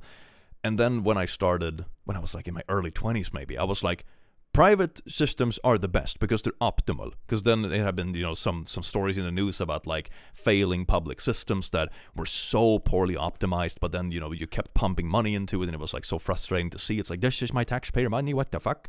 and was like, no, private is the way to go. Everything should be private. And then as you get older, you realize that it's probably good to have a balance. You know, some systems should definitely be publicly funded because we should just all have access to it. And by default, sounds like a good idea. But it's also good to have a lot of private stuff because it actively competes with it, so it keeps it in check, kind of. It's always good to have a system that is like a mix of everything because it keeps everything in check. At least in my experience, that seems to be the case in most places in the world. The least shitty version so far, at least, until we figure out a system where we can just have robots baby us or something like that. That would probably work better. I have dyslexia and ADHD myself, but UNOT helped me realize that it's okay to be dyslexic and the fact that I'm not alone out there. Oh yeah, it's perfectly okay. I mean, dyslexia is not something that... I mean, there are different levels of it, of course. I think I have like a... I don't know, medium level, I would say. It's not super intense, it's not super bad, but it's definitely noticeable. But nowadays you have like spell checkers and everything in computers and that kind of stuff, so you have a lot of tools to combat it, I suppose. The issue I have is people at my school that take advantage of the fact that a learning support staff will let you stay off class, then take away paid time for TAs that are trying to help students. That's weird. That is weird. A tip I got from my doctor dad: do not undersell your issues. The doctors don't want to take you in unless your need seems immediate. So oversell your issues just to get the foot in. Yeah, it's the same kind of thing as when you're trying to get a job, right? You always round everything on your resume up a little bit. Like, oh, you took one course in Excel? No. It's not one course in Excel. It's like, I have experience in Excel. I'm good in Excel, you know, there you go. Like, veteran Excel user, booyah. You know? All that kind of stuff. That's how you do it. Because to be fair, especially when it comes to job applications, 90% of the stuff you learn at the office anyway. At least that has been my experience, and I was applying for relatively complex jobs with engineering and stuff. Maybe I wouldn't recommend someone who has read like no math whatsoever to apply for those kind of jobs. That would probably be a bit tricky, too steep of a curve. But, you know, exactly what math you've studied doesn't matter so much because the complexity you encounter IRL and as you're doing literal research is always less than what you did in the academy, right? At what point should you see if you have a disability? Like, sometimes I feel like I have something like ADHD, but my parents say I don't show enough symptoms for it to be worth it to get tested. The problem is that you don't always know what to look for either. Like, that's the thing as well. For example, I know friends and relatives that have struggled with ADHD, and you don't see it if you're just meeting them on a day-to-day basis. You see it if you spend a lot of time with them. Then you can start noticing it, like, oh, do they have trouble focusing for a long amount of time? Do they take a very long time finishing work? Do they get stuck on things because they make mental blockers for themselves? It takes a long time because most of the stuff isn't something you notice if you just share an office space with someone or whatever. You need to be closer to them and you need to know them for a long time. So I would say your parents aren't professionals. Of course, there can be other aspects to it as well. I think I wouldn't be, like, for me, for example, I wouldn't be surprised if I have some kind of autism or ADHD spice, but I've never cared enough to get it checked because it's never been such a big problem that I couldn't combat it with other habits, if that makes sense. Like, the few tests I have made, there are like, you know, quizzes, basically. It's like, oh, you show signs of this sort of ADHD thing. And I'm like, okay, yeah, that makes perfect sense. I recognize these things perfectly in my day-to-day life. Do I feel the need to do anything about it? No, I don't. I know, like, the situations where it gets triggered. For example, I'm really shitty at focusing at work if I'm just sitting at home.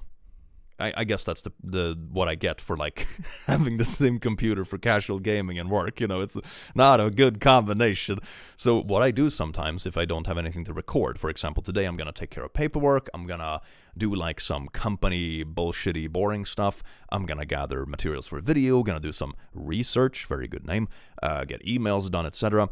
I take my laptop and I sit in a cafe or a library because I know that, like, disconnecting the distractions, the main distractions at least, is usually enough for me to focus, right?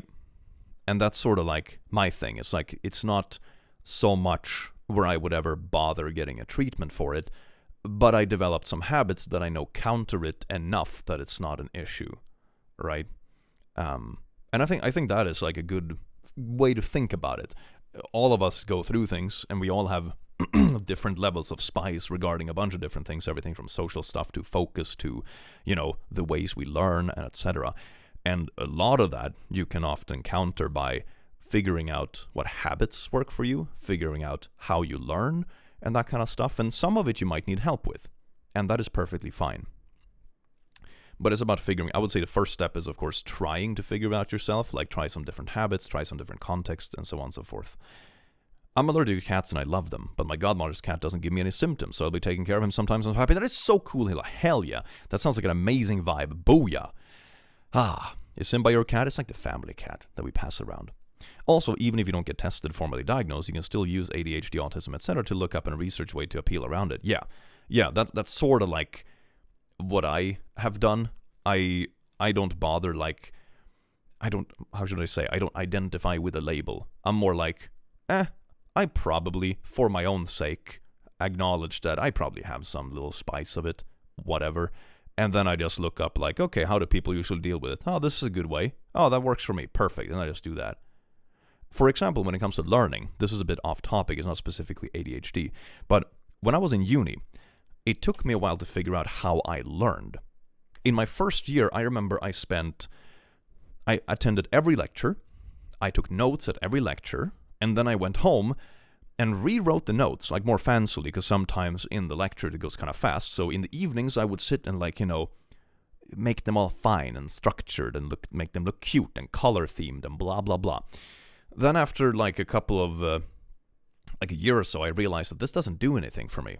It looks really good to anyone looking at me from the outside. It's gonna look like I really have my shit figured out. My notes look beautiful. I'm always structuring my shit, blah blah blah. But it wasn't registering in my brain. I wasn't passing more exams because of it. And then I realized, after a while, that the way I learn is by doing. I can listen to 10 lectures and it just kind of like, it just goes out. I learn by doing. The same thing with like languages for me. I really need to like use it and do it. So I remember my last exam I ever had in uni was a risk analysis course. It's like financial math mixed with statistical math. And I hadn't attended this course. It was a course that had like some schedule problems, and then I think I prioritized like an old test I wanted to pass instead of this one. So I hadn't attended it. And I got this like special opportunity to do it because it was my last course in uni. And so they let me sit in like a room by myself and just do an exam for it. And they gave me a 1 week heads up. They were like, we have an exam window for you next Monday. And this was like literally the Monday before. I'm like, shit, this is like 7 days, 6 days, if you will, to study for this. It's a course I literally haven't attended. But I'm like, you know what? I'll do it, because now I know how I learn. So what... Oh, he's doing a big yawn. So what I did is that I just printed a bunch of old exams, and then I just like crammed through the exams. And then I went and took notes in the book and, put in some like little notes here and there. Yeah, I dropped the pen. Sorry, Simba. Sorry for bothering you. It's just a pen. Okay, it's not scary at all. And then I passed it. I got a B on the course after studying for a week. And that's because I knew how I learned by that point. I knew exactly what I needed to do to actually pass the exam. I didn't spend any time to like, I never read the book, page to page. I never did that. I never read the book that way. I used it as a what do you even call it? Like a thesaurus, basically. I looked up specific stuff. I never read the book, never bothered reading any of the PowerPoints from the lectures. I just printed old exams and calculation problems and just crammed it for a week and got a B, because I know that I learn by doing. And how I do that is that I take a question that is on an exam, for example, or an exercise or whatever, and I start working on it. I get stuck, like I don't know what to do here. Then I look at the cheat sheet and I'm like, okay, that's the next step. Keep going. I get stuck here. Look at the cheat sheet. Okay, that's how you do it. Done. Okay. Scrap that paper. Do it again. Now I only got stuck one time. Have to check that. Okay, good. Okay, scrap it. Again. Okay, now I can do it. Now I can do the entire problem. I have done it myself 3 times. I know why I do certain things, so even if there is a twist to the question on the exam, I can still do it. Okay, Done with that one. Next question. I get stuck 3 times. Scrap it. Okay, next time. Stuck 2 times. Okay, scrap it. Next one. And you do that with every single piece of the course. Like if you have, for example, 3 different main formulas you have in a course, you do that with every single one. And that's a really good way of learning, because you force yourself to learn by doing. And the trick isn't to just like copy the cheat sheet. The trick is to like have a cheat sheet, turn it upside down, push it away, go like as far as you can until you get stuck and be like, fuck, I have no clue here. Then you look up just that line and be like, this is the next formula to apply in this case. Okay, perfect. Put it away again, keep going. That's how you do it. And then you keep doing that until you can do it all by yourself. And then you go to the next one. That's how I learn, at least. I had friends who learned by listening. I had friends in uni who could just attend lectures and they would just remember everything. I remember we had this exam in differential equations and I came out and be like, oh damn, that went pretty well. And my friend was like, oh my god, worst exam I've ever written. Fuck me. And my god, we got them back. I failed. He got a perfect score. Asshole. Because he is a learner by listening. He just understands something. He can attend all the lectures, and he's just done. For me, I almost gain nothing from lectures. I need to do it, at least when it comes to math. If I sit down and cram it, I don't even have to do it for 40 hours a week. I can get through it very quickly, like, for example, with my last exam, like I had in uni. So if I attend all the lectures, I have to spend a shitload of time because almost nothing sticks. If I do it myself and learn by doing, I don't have to spend that many hours on it because it sticks much faster. So, figure out how you learn. A very good way of passing uni. And it's different for everyone. I can't imagine learning math by listening. Yeah, me neither. But some people do, apparently. Freaks. I'm actually a bit jealous.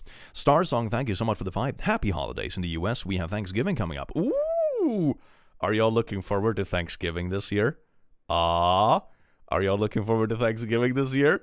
I bet there's gonna be a lot of interesting stories on like r/am I the butthole and r/boomers being fools and frick you Karen. I see a lot of good Reddit stories coming up. Oh yeah.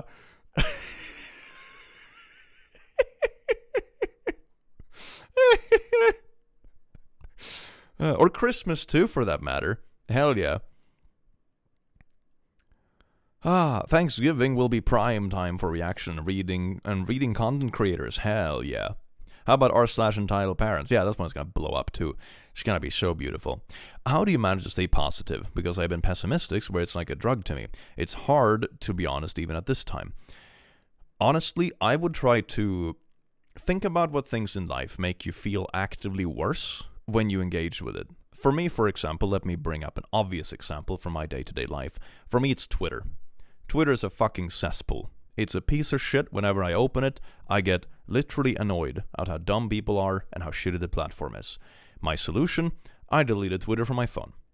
So I can't check it. I can't like reflexively check it just because I'm on my way to something or I'm sitting on the toilet, you know? Remove it from your phone because it's only a source of garbage. Okay, nice. Great first step. Now my day-to-day happiness increased by 20%. Because I'm not constantly reflex opening Twitter and scrolling, doom scrolling. Okay, perfect. So that's gone. What else? Do I have any other social medias I scroll? Well, I removed Facebook from my phone. I have Instagram, but most of the stuff I follow is like mooding accounts, some meme accounts, and some gym accounts. Pretty harmless content, not something that makes me particularly, up in arms about anything. Okay, that I can keep. That's perfectly fine. Okay, what makes me feel good? Meeting my friends feel good. Okay, let's try to meet friends at least a couple of times a week.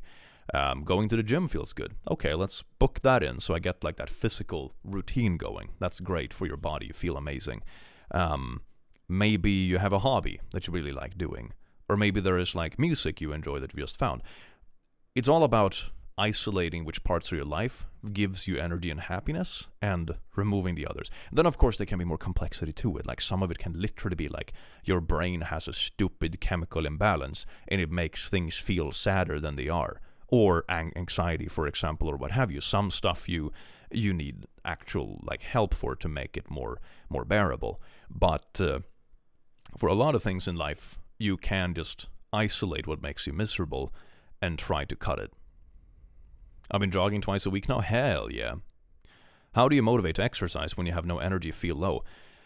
I think for me, I came over a bump where working out gives me energy. It's not a drain. I'm like excited to do it. And I think one way to do it is to... The easiest way is to make it something social.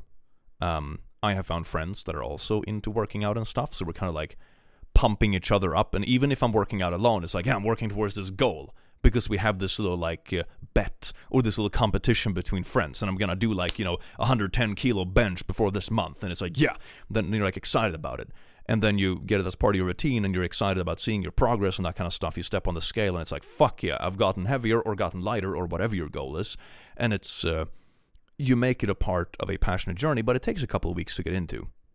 Are you blepping, Simba? Are you blepping at the camera? Oh, he's barely awake and blepping. Oh, look at him. Closed eye blepp. He's gonna pass out in like 3, 2, 1, and...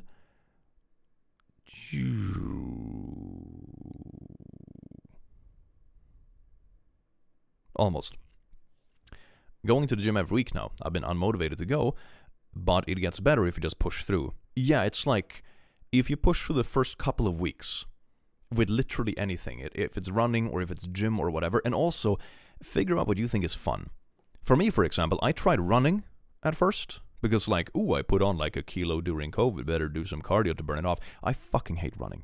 It's the most boring bullshit anyone ever invented. I despise it. It's bullshit. Like, okay, I can find it like, a bit like, running through the forest, the sun is shining, blah, blah, blah. It can be a bit cute, but running in of itself, worst thing ever. It's trash. I fucking hate it. So then it became really difficult, even when I made it easy for myself. Like I downloaded an app so I would be motivated, where I could see my speed. I made sure to start and end by my front door, so it was like not that time consuming. Like even with this, it was still a pain in the ass. Are you leaving me? I hope you're not leaving me. I need you for content. Or maybe he's just spinning around.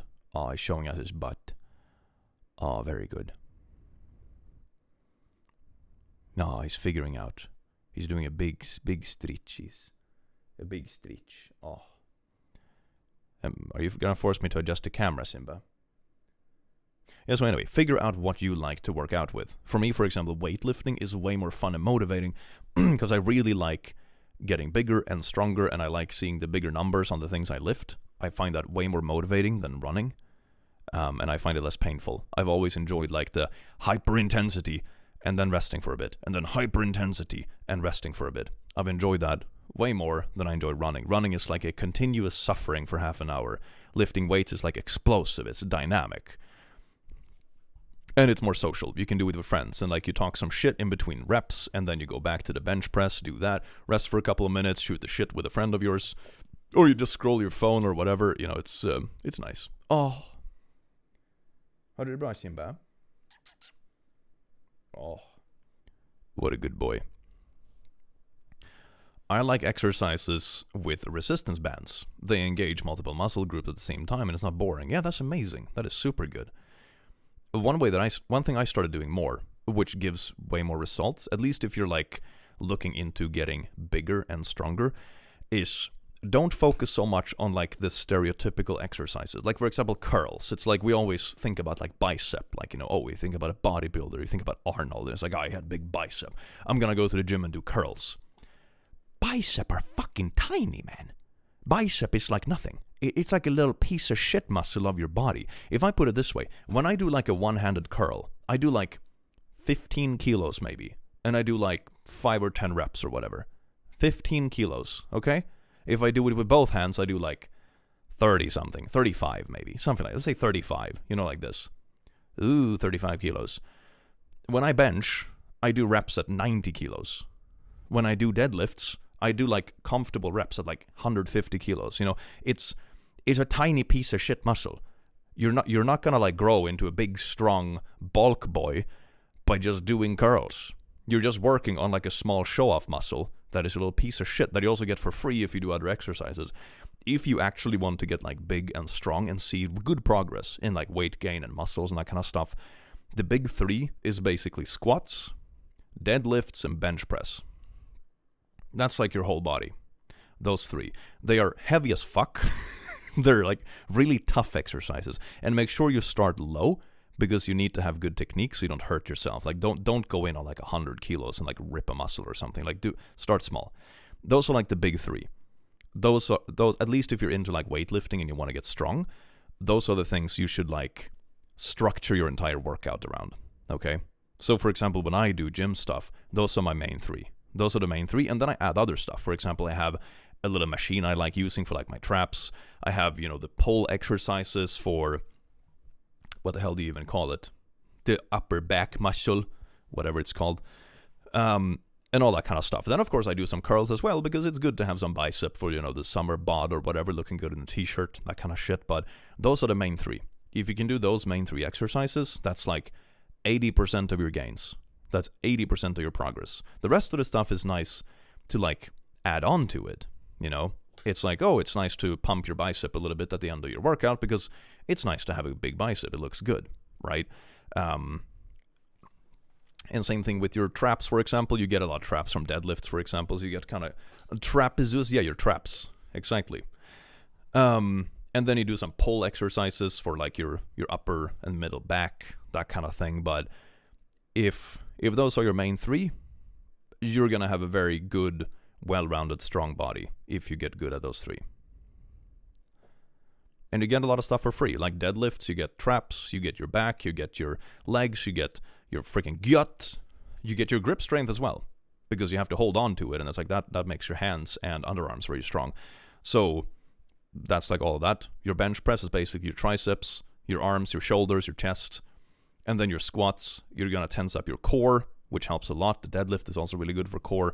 It's going to be your legs, your butt, your thighs, everything. So it's your gut. Gonna pump the gut. Yes, indeed. Gut should be half your body mass. Good gains. I used to lift 5-pound hand weights for endurance training until my tricep got paralyzed due to arthritis. That sounds absolutely horrible. Oh my god. Jesus, arthritis sucks ass. Thank you for the 5. I hope you're doing okay. That sounds awful. A cat cam? It's a cat cam. Look at that. Who needs gut when you have cat cam? I got so good at squats because of Ring Fit. Hell yeah. Hell yeah. Swimming is an all-purpose solution if you want to exercise. Swimming is also really good. Gives you like the classic swimmer bod. But for me, the thing I found that I really like is definitely weightlifting. And like, center your training around those 3 exercises. And then you have a pretty good foundation. And it takes a while to get there. I think, when I started, for example, deadlifting, I hadn't done it much before. So I started like, 50 kilos, 70 kilos, just like to get the rhythm and making sure I was tensing up the right muscles. Like, how do you even do it, And once you start getting into it, you get some feedback from other people, and it goes up a bit, and now I'm at the point where it's like comfortable. Now I can really work out for strength. Now it's not about getting the method down anymore. Hey there, it's been a while. Originally Sven, she's hey, welcome in. How are you doing? Now Palmloof, I hope you're doing well. Welcome, you beautiful bean. I remember you. You do amazing artwork. Hell yeah. How have you been? Glad to see you come back. I only deadlifts I do when I dump the bodies. Oh, that's very motivating. Yes, indeed. Do you know about the M on Tabby Kitty's heads? I don't. Is it like a pattern, or is it something in the skull? Cat's Eye Creation, thank you so much for the 5. I learned something new today. Got itchy catching your stream. The day was unlucky enough. The vet informed me today my dog have ruptured her knee. No, and need a pricey operation. Oh, that sucks. I do hope everything works out well. Puppy deserves the best, okay? Aw. Recently started Cali. God, that's a tongue twister for me. That's interesting. Hell yeah. I always hear that you just need to stick to it, and it starts to feel good when people speak about motivation to go to the gym or running. Never achieved that. When does that come? I think for me, it took... But it also depends, like, life in general. Like, my job is so weird because of time zones and stuff that usually when I stream or that kind of thing, or when I release video, it's like, like now. Like, it's 7:30 in the evening, So I have plenty of time during lunch to go to the gym.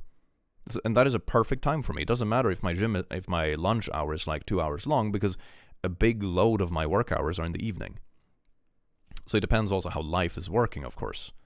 Some people enjoy working out after work, And some people do it a social thing. A lot of people I see at the gym, for example, me included, go there with friends.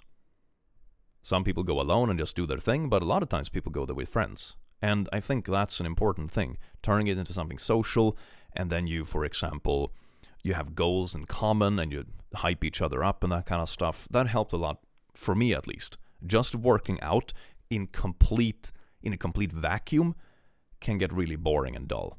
I think that was the problem with running for me, for example. I kind of ran in a vacuum, and oh my god, it was so fucking boring. Oh my god. Hey, you have a good voice. Have you considered reading Reddit posts on YouTube? Sounds kind of weird. Sounds like you can get into all kind of rabbit holes. Ida, thank you so much for gifting a sub, you beautiful bean. Oh, poor the kitty. It is a kitty. He's doing the slip-slop at the moment. He's slip-slopping. He's a very good slip-slop. He's such a good slip-slop. Squats. Wear knee braces. Oh yes. I should go back to working out. Just can't find the time as of lately. Soon though. If you want to do it easy, you can also work out a bit from home. That's what I used to do when I felt like life was a bit too busy for going to the gym every day. So I had some like free weights at home. I have like a little pull-up rack right there. So I had some stuff at home so I could do basic workouts. You're not going to see the same progression as if you go and actually like dedicate time at the gym, but it's enough to get started. It's enough to like be in shape. If you look at the pattern on Simba's head, the darker stripes could form an M. My kitty has it too. Yeah, sort of. It's a bit cut off, but yeah, I sort of see what you mean. It's like a Superman logo, but M. It stands for, I'm lazy and fat. Oh, he's so inspiring. Oh, God, I'm so jealous. Why can't I have a life like that? My God. Simba, when are you gonna take turns to like feed me and scoop up my poo? And I can just sleep all day and look cute on stream. M for Maine? M for Maine Coon. Yeah, maybe that's better. Stop roasting Simba. To be fair, I have to clean up his poop and his hairballs. Okay? I can roast him a little bit. It's fine. It's just a little bit of banter. We need Simba plush. Oh, maybe I should start selling Simba hair as merch. You know, you have it in a bit of those one little red bands that, you know, women used to do back in like the 50s or whatever, when they cut out the lock of hair and they tie it up and be like, here, have a lock of hair, because this is romantic somehow. I do that, but with cat hair. It's gonna be so good. I'm not gonna sell gamer girl bathwater. It's gonna be gamer cat hair balls. He's very fun, but we still love him. It's just more cat to love. Ah, I don't got any weights or money for them, so I use rocks. Hell yeah, that is hardcore. Love that. Depending on where you live, they might also have those like outdoor gyms. I have one of those relatively near me where I live, you know, where it's like a bunch of logs and stuff that are put together. There's just like a park open for the public. That's also a pretty like good economic way to do it. Then like you can jog there as a warm-up, do like a little workout routine and go back home. It's quite nice. Playgrounds, yeah. You just lift kids, throw the kids around. Oh my God, why are you tossing my baby? Gotta get the gains. Okay, I totally understand. You know, that's how it goes. Thanks for the stream today. I am missing sleep waiting for the kid's Christmas present to be delivered, so I can hide it before she sees. This is an awesome reward for my suffering. Lol. Oh my God, that sounds amazing fun, though. I hope they like their gift. I'm looking forward to Christmas. I'm gonna be Santa again this year, because I have a nephew, and he's gonna be almost 3 by the time Christmas rolls around. So I hope he remembers Santa from last year, because last year was like a bit, why is this old fat dude breaking into our house? And he was a bit skeptical until he realized old Mr. Fat Man gave him free shit. And then he was like, wow, this is pretty cool. And then he was no longer like stranger danger anymore. Then it was like, wow, present man. And I hope he remembers present man, because he was very fun. I have 2 outside gyms nearby. Hell yeah, that is good. That is good. I mean, it depends a bit on weather and that kind of stuff. But it's a pretty good start because it's very affordable. It's out in the fresh air, etc., etc. I did that for like a solid year or so before I took the time to actually join an actual gym, because I wasn't sure I wanted to join an actual gym. So that was like my first step, because it was cheap and kind of like fresh air. So it was nice. If you do Christmas ESD, I will buy it so fast. Oh my god, little Christmas ESD with a little Christmas hat. Oh my god, little Santa, little beard. A little beardy boy. Clicky, do you know what a furry is? No. I don't know why people keep asking me that. It's kind of strange. It's like going in here and just making up words. Like, oh, do you know what a herb-and-durban is? It's like, no, I don't. I don't know what a herb-and-durban is. God. Click. Your streams cheer me up when I'm having a bad morning. Thank you, Smiley. Thank you so much, beautiful. You! Damian Lee! Are you jumping into my chat just to slander me? My god, you will be hearing from my fuzzy lawyer. He's right over there. This is my fuzzy lawyer, okay? You see how intimidating he is? You don't want to go up against this in court, okay? He knows how to argue my case. He's going to be like... And then he's going to fall asleep, and the judge is going to be like, this is so fucking cute. Damian Lee, guilty on all counts. Oh man, he looks official. Just wait until I put a tie on him. If you think he looks intimidating now, wait until he wears a tie. You don't want to mess with that, boy. You don't want to mess with that. Damien, are you down for streaming more Lethal Company? Like maybe tomorrow? I think a couple of the boys wanted to do it tomorrow. We were talking about it in the Riz Nest. Yeah, so I named our group chat the Riz Nest, okay? It's a good name. People keep telling me that, Click, why are you saying Riz Nest? Can you imagine going out on the town and you meet a sweet piece of gyat?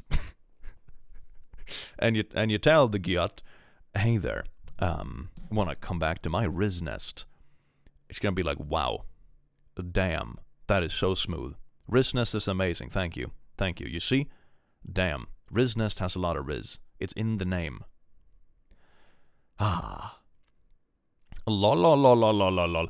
So beautiful, so beautiful. Click, you're causing psychic damage. I hope I am. God, you can't have too good of a day. Kids these days are so soft, they can't put up with a bit of brain rot. This is how it feels when my parents try Gen Z slang. This is not even Gen Z slang, this is like Gen Alpha slang. It's so bad. You know, the best video that I saw about slang is the Skyrim videos where they have replaced everything with like AI voices that just talk like brain rot, and it's so good. And I am so ashamed of myself that I understand everything in the video. There's not a single thing I don't understand, and I'm like, wow. Like, you know, I understand it, which is like, wow, you're sure read up on this. But why though? Why? I'm too old for this. Somewhere down the line, we'll have our first Gen Alpha president. They'll address the nation as chat. Damien, please. Damien, you didn't jump in here today to make things worse. God damn. Can you imagine, like, Trump 4.0 coming up in about 30 years from now, okay? And it's like, what up, chat? Is this real, chat? Is this real? Skibbity. Right, all you gyats out there voting for me, you know, gonna get up in the mog? Yeah. For real on God. Skull emoji. calling other nations dog water at NATO. Bot lobbies. What is this bot lobby, chat? God, you're like in a presidential debate. What is Sigma? What's he japping about, chat? Is this real?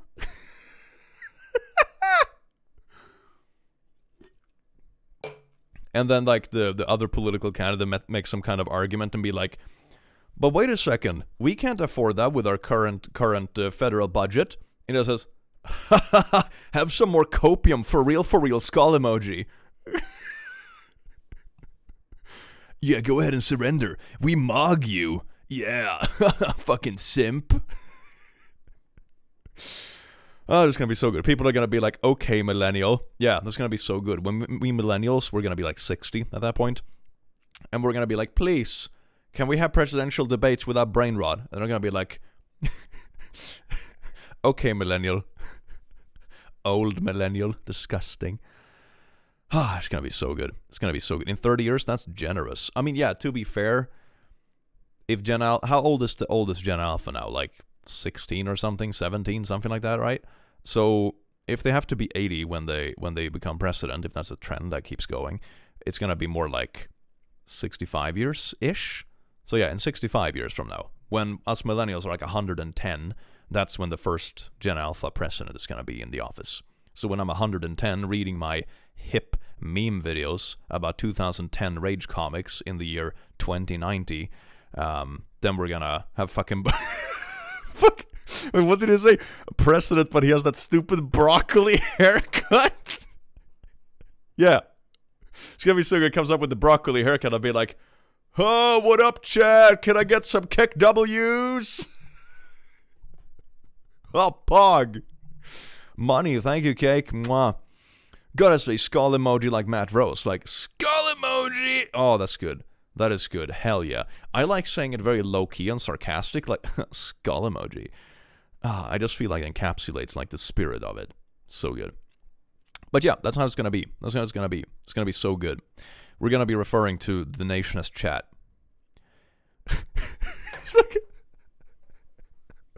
It's not gonna be MAGA, it's gonna be MACA. Make chat great again. We're here now, in the year 2090. Make chat great again. There's so many great people here in the chat. Can I get some kick W's in chat? Fuck, man, the future is dark. You know, you're like, oh, it can't get worse, but, man, pretty based. Yeah, exactly. It's gonna be like, gonna be honest, that's pretty based. Right, chat? Yeah. W's. 4th of July be like, chat, can we get a W for independence? Oh, it's gonna be so beautiful. So beautiful. Hell yeah. Oh, addressing the nation's chat. Oh, chat, today I'm feeling the freedom W's. Can we get some freedom W's in chat? Ha ha. Keck democracy. Oh, there we go. Have to adjust the camera a little bit. It's on a very wobbly box. My setup is not particularly professional today. I have cables running all over me to a webcam sitting on top of a makeshift box. And it's just like staring into Simba's soul. Or I think Simba's staring into the camera soul, to be honest. This is making me worried about my baby, because when I see her, she is a Gen Alpha. That is good. Better get used to it. Better get used to it.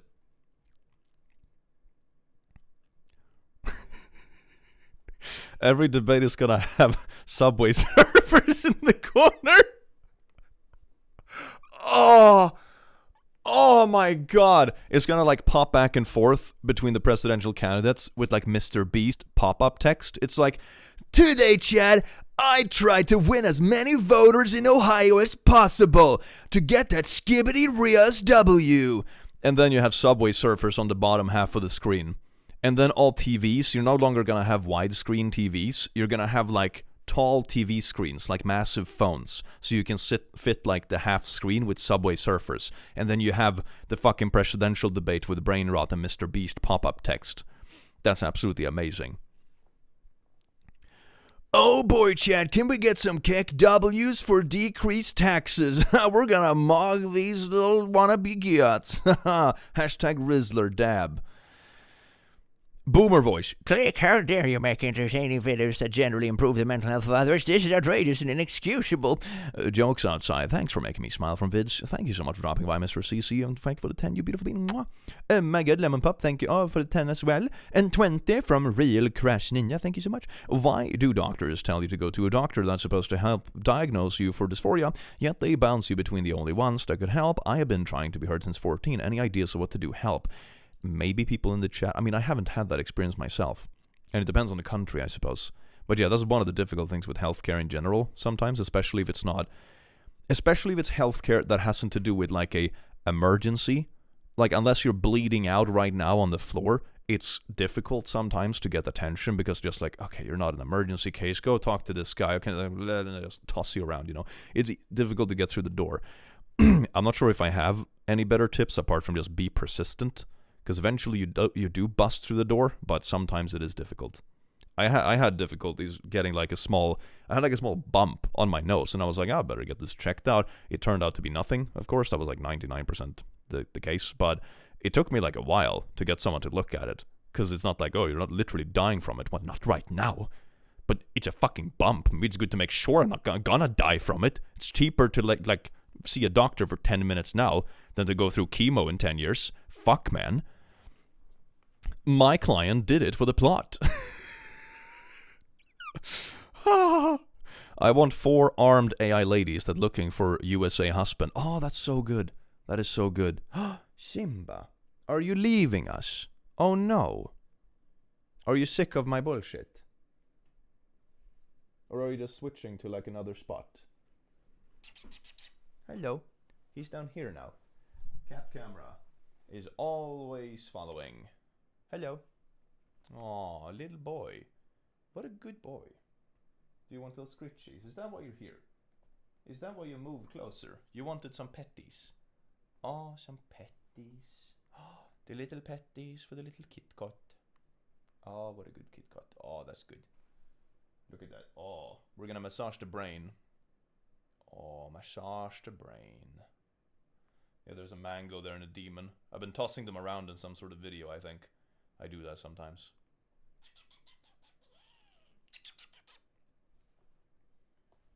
Oh, so tiny.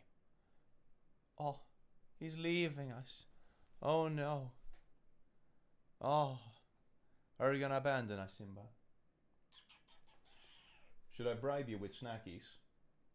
Am I a horrible pet owner if I bribe him with snackies? Here, I'll buy your love.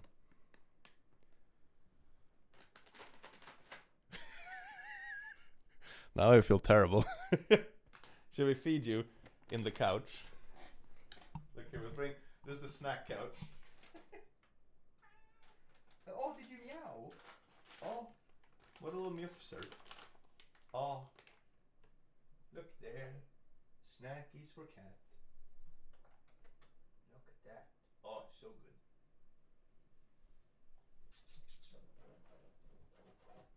Oh, that is tasty. Look at that. Am I a horrible person now? Because I'm like buying his love? Is this horrible? It's payment for his labor, yeah. He's being on camera. He's just being a model. Yum, yum, yum. He's nobbing. He's nomming. This is exactly how I bribe my cat, yeah. Yeah. The worst thing is that I think we're gonna, like, do some negative reinforcement with this eventually. Because, like, he learns that he can just get up and leave. And he gets free snacks. Oh, it's gonna be horrible, Simba. It's gonna be, like, negative reinforcement. Oh, okay. Do you want a couple more? Do you want a bit more snackies? Oh, you gotta have some snackies. Some snackies. Look at that beast. What an absolute beast. This isn't bad as negotiation. I think you're right. I think it is just basic negotiation. Catgirl Uwu, very fitting name. Thank you so much for dropping by, you beautiful bean, and thank you for the 2. Or the 1, I mean. Mwah. Ah, so beautiful. Oh, is that a super chat I missed? Hold on. Ah, wait, why is it so silly? Have you ever encouraged someone to move to Sweden? What did you tell them? Not really? No, I don't think I have. I get questions sometimes.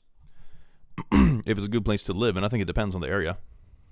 Like a lot of places in the world. Oh, are you happy with your bribes? Now he's just looking at me. Look. Now he just wants more bribes. Let's see if he forgets that he was leaving, and he just settles down. Let's see. Aw, let's see. He's sniffing? Did I miss a snack? You definitely didn't miss a snack. He was murdering those snacks. He's just sitting there, menacingly. Oh, that's great. He forgot that he was leaving. Look at that. That is perfect. Or maybe he's like leaning forward a bit. I think he's still like checking the possibility for snackies. Oh, no. Oh, there we go. Now he settled down. Oh, that's great. Now he's just kind of staring menacingly. This is great. Okay, let's see if I can, like, put the camera in a good angle again. Man, that's an intense angle. That's a very intense angle. Success. He forgot that he was leaving because we fed him snacks. And now he's like, I guess this is where I was, right? Yeah, good. Ah, short-term memory. Cat snacks fun, Camilla. Thank you so much for the 5. Spend it all on cat snacks. It's going to be a very chunky-er boy. Such big old paws. His paws are amazingly big. They're huge. Let me see if I can cut out the camera a bit. Because I think I cut off the bottom a bit before. Yeah, look at those paws. Look at the size of that paw. It's amazing. He's such a big pawy boy. What a good creature. He's blepping. Oh, it's paw time. Everyone is watching the paws. Are you having a good day, Simba? He's just staring at me. He looks way more pleasant on the camera. From like up here, he looks very mad. But from like the camera angle, he just looks like neutral. He has the very resting bish face from like the top. He's mlem-blepping. Oh, he's doing mlem-blepp. So much car, so much floof. No wonder he is named Simba. He looks like a Simba. You know, he's really living up to the name. What a good boy. I think he wants more snacks. He's looking at me with those eyes. Like the equivalent of puppy dog eyes, but for like a cat that doesn't really give a shit about you, but wants more bribes. Simba is Gen Alpha. Simba... No! Simba is actually Gen Alpha. No! Oh, God! Simba, are you rizzing on that Ohio Giat? Skibbity? And now he's like, oh, there's no more snacks? What the Sigma? Aww. Look, what a Sigma. He's an absolute Sigma. Anyone who calls him a beta cuck doesn't know what he's talking about. Oh, look at that. Extending the camera a bit. Look at that. So majestic. So majestic. It's so good that he forgot that he was leaving. Now he's just vibing. I can't get over how majestic he is. He's very beautiful. He's a very good boy. How old is baby Simba? Baby Simba is 12. Maggie, thank you so much for the 5 plin. The way he sits is so distinguished. Simba seems like Gen X in spirit. I mean, I guess he would be sort of Gen X in like cat years, right? Because he's 12. How many cat years is like a regular year? Is it like 7? Is it like with dogs? I mean, in that case, he's really fucking old. I don't know. Is it 7? He's 64? Fuck, he's old. He's like more boomer generation. He's blepping. He's doing his boomer blepp. Hey, Click, first donation. Thank you so much, Lawful. Just really wanted to tell you that Simba looks very close to my cat Gizmo. Different breeds, but still, that is so funny. We have a friend whose cat is named Gizmo as well, which is actually a mixed breed with a Maine Coon. Much smaller, but fluffy. Looks like a little sheep. I think 16-year-olds are 96. I mean, he's only 12. Yeah, so he's like 60-something. You know, that's not so old. He's like a still energetic boomer. Okay? He's fine. He's 78 since the first year doesn't count for some reason. What? Okay, so 78. Simba, you're old. God damn, you're old. Holy shite. He's 64 in cat years? You're so old. You're so old, Simba. God. 12 is about 57 years. Okay. Simba is a grandpa. Well, not literally, but yeah, in spirit. Look, he's crossing his paws. He's sitting so distinguished. I also noticed that he accidentally pushed the brush down, which is actually good for the shot. So now we have a clean cat camera. There's nothing in the way. Simba for president? It wouldn't be worse, at least. You know, I keep saying that we should have Simba or like Mu Deng for president.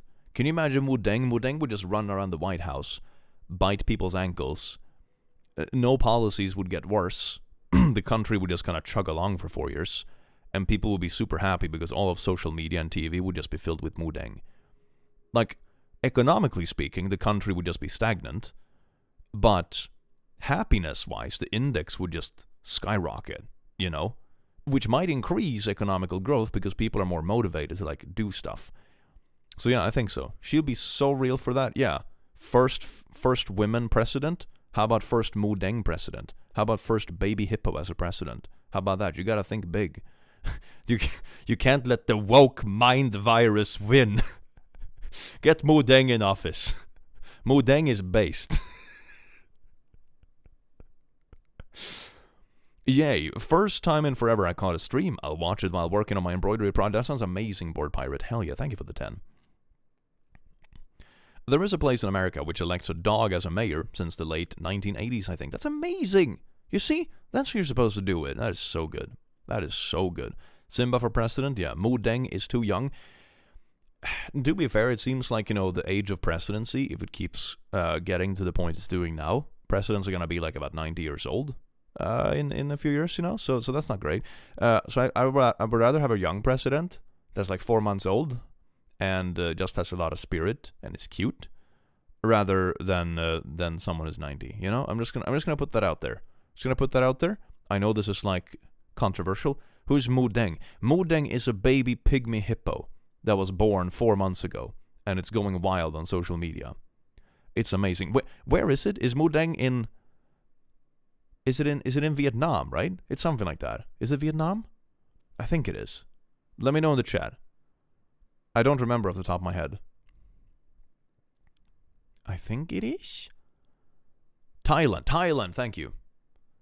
Hell yeah, in Thailand. It's a baby pygmy hippo that was born in the zoo, and it's like super cute and cool, and it's always running around biting everything in absolute chaos. Like, if my screensaver is Mu Deng, I'm gonna show you. My screensaver is Mu Deng, okay? It looks like this. This is Mu Deng, okay? Absolutely amazing.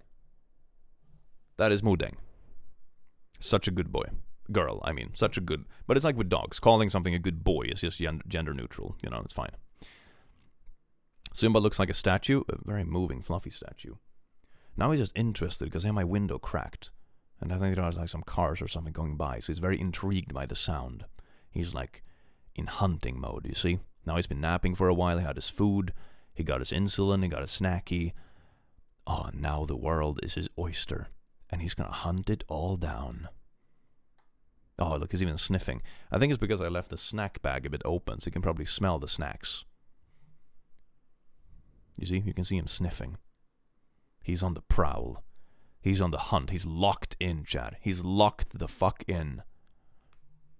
Oh, he's gonna go right into the mog. Oh, yes, indeed. The Rizzler is locked in, Chad. For real, on God.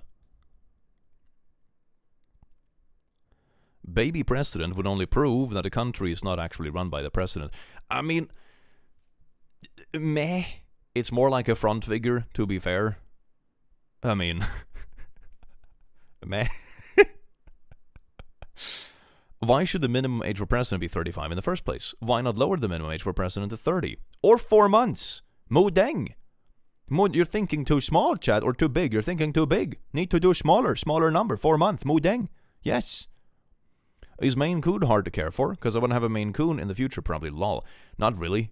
They're like any other cat. They're a bit bigger, so you need like a bigger litter box. Need to brush it a bit for the hair, because they're very fluffy. But nah, not really. They're like a cat. They're pretty friendly. They're pretty chill. Like at least 10 for the Gen Alpha. Yeah, I can't wait for the first like Gen Alpha brain rot slang precedent. It's gonna be so good. It's gonna be so good. Chat, is this real, chat? Is this real? Damn, we're gonna win this election on God. For real. We're locking in this presidency. Chat, we need click for president. Oh my God, I would hate politics. Jesus Christ, it's not just like manipulative shit slinging, essentially. It's so fucking bad. I would despise politics.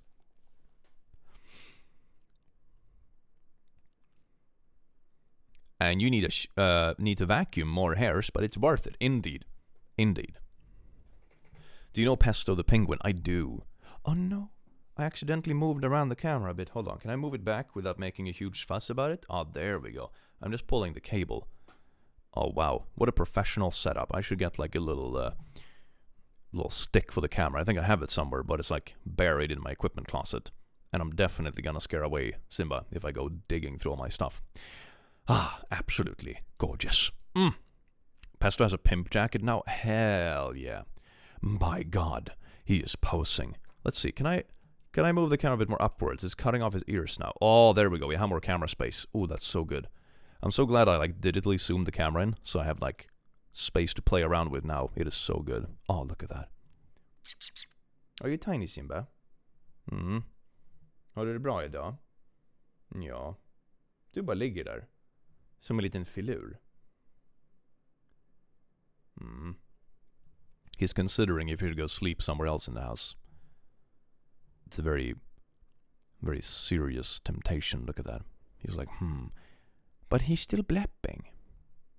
Are you blepping? I think he knows that I have the snack bag on my desk. That's why he's not leaving. He knows that the bribe is here. Look at those paws. He's just posing. What a good blepper. Wow. I can't believe I'm no longer the main character on my own channel. That is disgusting. My god. I'm almost as hairy as him now, though. I haven't shaved in a little bit. I think I haven't shaved in, like, what, 3 weeks? Oh, what a big yawn. Oh, he's doing a yawn. He's such a sleepy boy. Oh, what a good boy. He did such a big yawn. Oh, he did a yawn. Oh. Can we get a plant cam too? It's a lot of cameras. It's not going to be me on the channel anymore. It's going to be one plant and one cat. That's it. I can just go AFK. 24-hour stream with a plant. Hell yeah. Honestly, one stream that would be really cool is if you have a plant that like moves a lot or grows really fast, like bamboo, for example. Like having like a measurement, for example, and bamboo growing, and you have like a race, for example, between 2 bamboo plants, and you just have a live stream with it, and people can like, I don't know, maybe not bet, not like gambling, but they can vote for like which one they think is gonna win and that kind of stuff. That would be really funny. A bamboo race stream, hell yeah, because they grow by like 1 meter a day or something like that. They're insane. Köttet under växt. Oh yes, indeed. Monchi plant.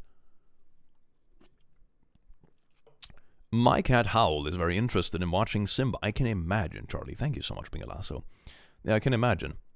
Look at that. He's so interested. What are you watching? Do you see yourself on the screen? Is that what you're watching? Maybe that's it. Because that angle is like roughly my second monitor. I can't tell if he's like watching the window that I have cracked or if he's watching himself on the screen.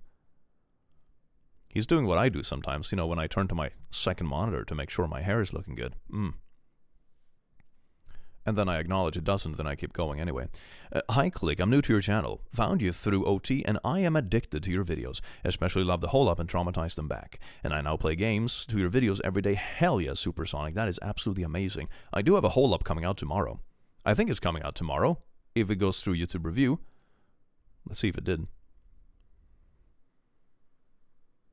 Wow, that's the slowest refresh I've ever had in my life. It did! Wow, that's cool. Okay, nice.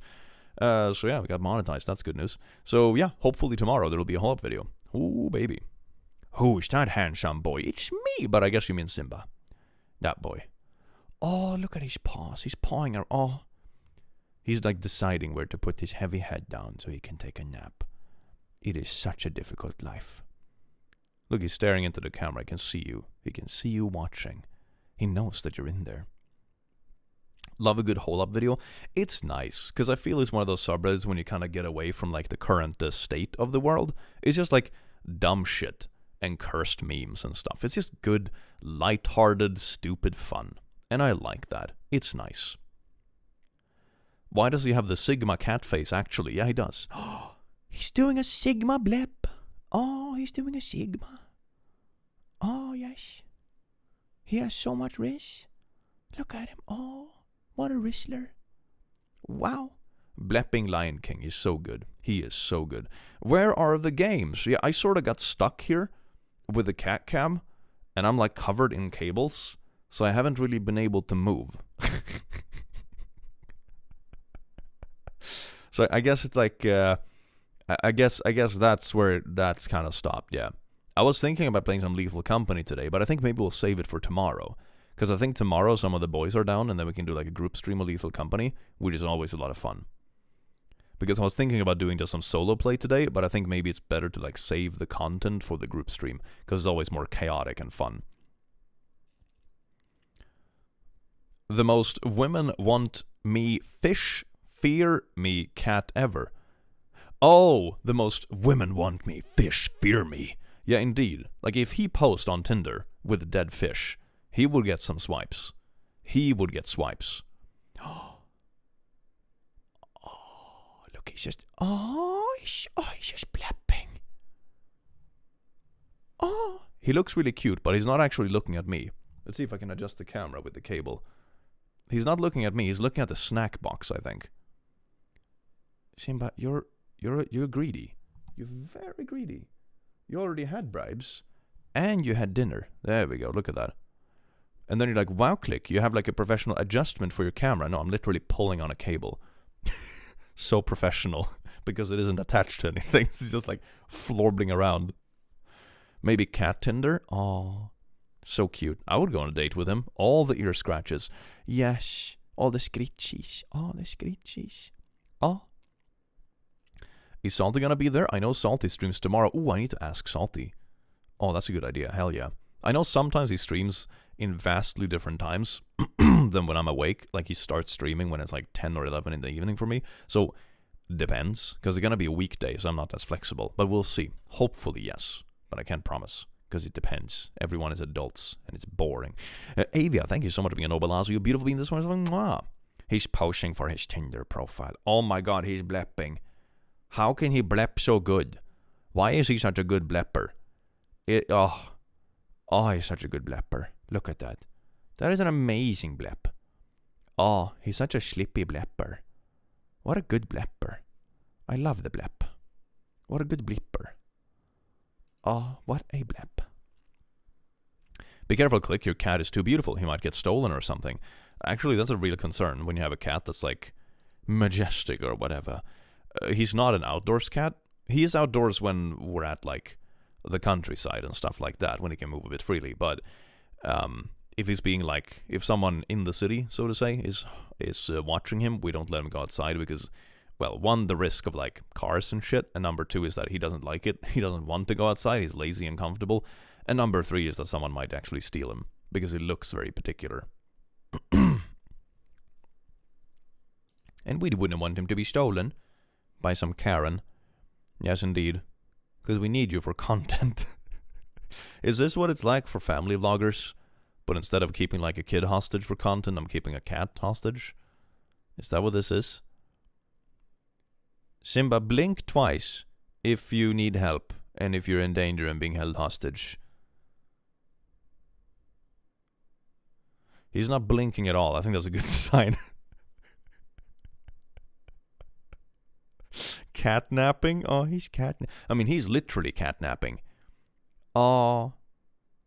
Watch him blink twice, yeah. I can't wait for the day when I train him to actually speak and he can just take over the whole stream. He's sort of like half blinked. But now he's mainly blepping. Oh. Such a good boy. He's like, you're the one I am holding hostage. Yeah, that's basically Cat's attitudes. I'm like, I own the house, Simba. I pay the bills. And he's like, nuh-uh. Doesn't mean anything. You're a beta. Oh. He blinked once. What does that mean? It means that he is a hostage, but he's consenting to it. It's fine. He's being bribed with snacks and naps. His bleps are peak. He's such a good blepper. He's such a good blepper. According to my calculations, you're taking up 66.58% of the screen and only 33% cat. We need more cat. To be fair, the cat is already bigger than me. When you say 60%, I think you're also accounting for chat and like just the empty background, okay? I'm already smaller than what a cat is, okay? His head is bigger than mine on the screen. Dear God, chat. Dear God. Polite crushed paw. It's such a good paw crush. Look at that. Oh, yes. Oh, he's just enjoying himself. Oh, that is so good. Look at his paws. It's so fluffy. Such fluffy paws. I love fluffy paws. I was going to say Cherry smacked Howl to watch Simba alone, but she just wants to sleep on my lap alone while I oogle over giant cat. That is so sweet, though. Now, you know that you can't move, right? Until, like, the cat moves first. So you're stuck there until the cat decides to wake up. Thank you so much, Charlie, for the 5.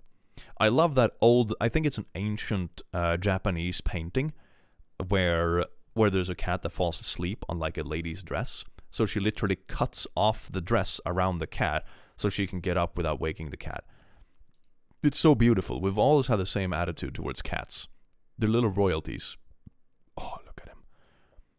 Now it's like he's deciding, should I get up to find another place to sleep or am I going to sleep here? This is like the moment of truth. You see? This is the moment of truth.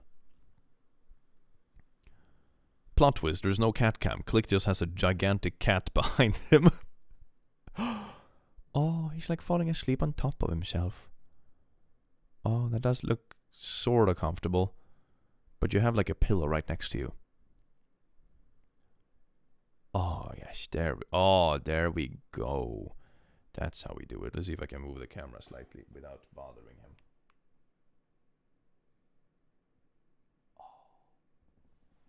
There we go. Look at, now he's blepping and sleeping. He's so soft he can use himself as a pillow. Have you seen those really fluffy, like, I'm not sure if they're technically cats. They might be like lynx or something like that, like really fluffy winter lynx. And their tail is super big and fluffy. And sometimes they will like sit on top of their tail. So it isolates them from the cold. You can literally see them putting their paws on top of the tail and just like, and just sit on top of their own tail. That's basically what he does. Oh, he just fell asleep like a poo. Oh no, what a difficult day. He's been eating and sleeping all day, so now he needs to rest. Oh, Simba cutely winks at camera. Gonna make a heckin' cat OnlyFans. Subscribe for like the sweet behind the scenes nap pictures and big paws and toe beans. My god, that would be the ultimate OnlyFans. Snow leopard, yeah, that's the one. It's the snow leopards. They are so fluffy, their tail is like literally constructed to be a fluffy, isolating pillow, so they can literally sit on top of it on the snow. Oh, he's just completely passed out now. Oh, he was awake for so many minutes. It was way too difficult. Like he just doesn't deal. He just doesn't want to deal. Let's see, I'm just gonna do that. Do we have any more to take from here? Oh, we do have a little bit there. Can we like see the whole ear on this? Oh, we can. Hell yeah. Look at that. I'm currently like always adjusting the frame. So we always get the optimal amount of cat. It's very important. Look at that. That is so good. Oh, what a schlepper. This is so good. He has lip freckles. He does. He has little lip freckles. It's a streams, and it gives you the click cam. Yeah, this is the secondary camera. That's the main camera. Not snow leopards. Pallas cats are the fluffy ones, I'm pretty sure. I said the Pallas cats. I don't remember what they're called. I remember what they look like. They're super fluffy. Ultimate schleppy blep. Schlepp blep. It is schlepp blep. Oh. VIC, very important car. Very important cat? I guess cat. Snow leopards and Pallas are both very fluffy. Okay, then it could be one or the other. But they're very fluffy and they literally sit on top of their own tail because it's just built as a pillow to isolate them from the snow. It's very, very chunky. Truly the main character. Yeah, that's what I'm saying. There are like some valid main characters in the world. Cats are some of them. Really funny toddlers are others. People that are actually skilled at things, so they take up space but no one minds it. Those are the real main characters. And then there's the rest of us, are like us little NPC beta losers who just like bask in their glory, which is basically what we're doing here now. We're like 1,700 people sitting here just basking in the glory of this main character cat. How it's supposed to be.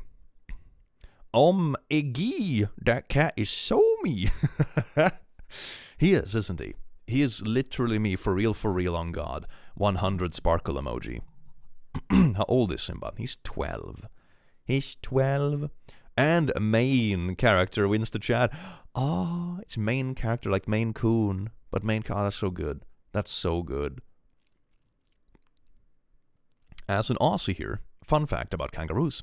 A kangaroo has the same bite force as a grizzly bear at a whopping 975 psi. That is insane. That is not... I knew kangaroos were badass, but I didn't expect that. Because their head is kind of small. That is ridiculous. My god. Can I please recommend a cozy free game? It's a very relaxing, comedic, and beautiful murder mystery game, which works similar to Ace Attorney. If you want to play, it's called The Murder of Sonic the... question mark emoji. What? Is it Sonic the Hedgehog? I don't know. Your cat is like a tiger. He's like a little lion. We were actually thinking about buying him for Christmas a few years ago. One of those like cat hats you put over the like head and neck sort of, and it's like a lion's mane. We were actually thinking about buying one for him. I don't think he would like wearing it. It would be that kind of thing you would be able to get on him just for long enough to take a picture, and then he would tear it off. So it probably wouldn't be worth it, but that's a legit idea. Maybe I'll get you that for Christmas, boy. Maybe I'll get you that for Christmas.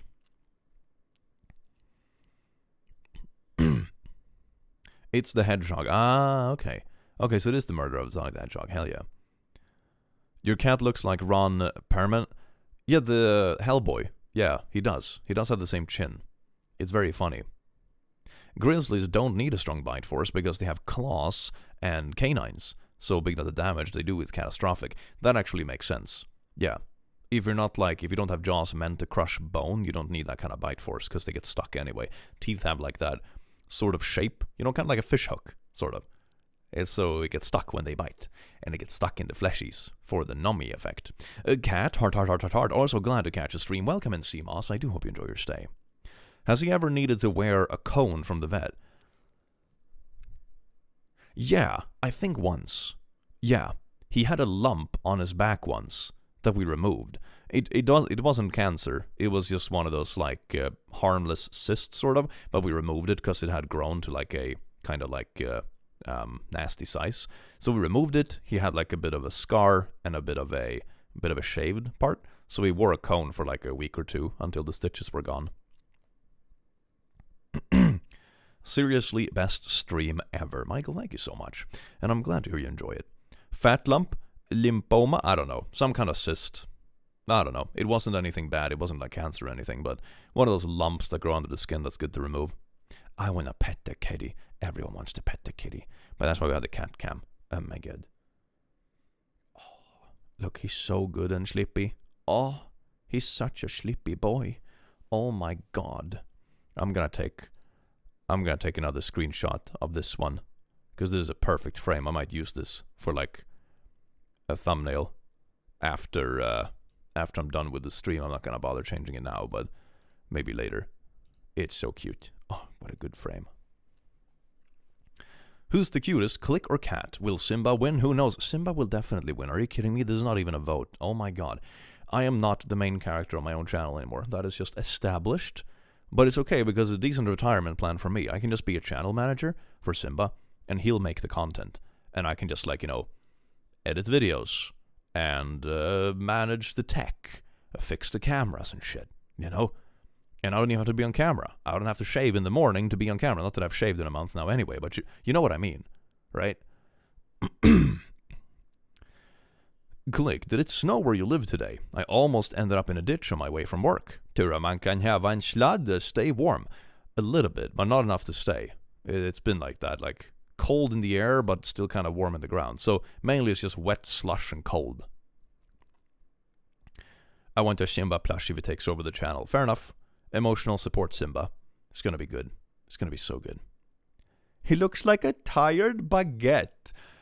He is a tired baguette. Look at him. He's so tired and so baguette. Oh, what a good boy. If you ever visit Australia, try kangaroo sausages. Honestly, I might. That sounds tasty. It's like a payback sort of for kangaroos not being chill and cozy like I thought they were when I was a kid. So if I can't pet them, I will literally devour them instead. Seems like a fair deal. Drooliest baguette ever. Oh, is he drooling? Oh, are you sleep drooling, Simba? Oh, look at that. Life is so good being a cat. He likes it here. He likes it here. Ah.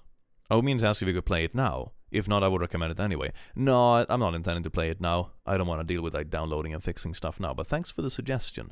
I'll probably look into it when I'm not online. Simba keychain when? Everything is going to be Simba merch, I swear to God. This is my retirement plan. Cat merch. It's going to be down to minus 20 Celsius tomorrow night, apparently. I'm so not looking forward to it. Oh my God. I remember back in the day when I was a student, the heating died, okay? In the house. Or in the building, rather. The heating died in the building where I lived. There was some kind of power outage, and there was an electric shock basically, and it burned the heating system. It burned some kind of safety measure in it.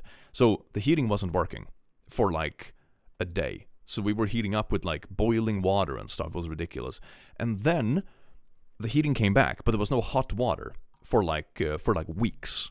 The only hot water we have was the one that went out into like the radiators and stuff, but the hot water that was connected to the showers and everything was still offline. So we only had like ice cold water.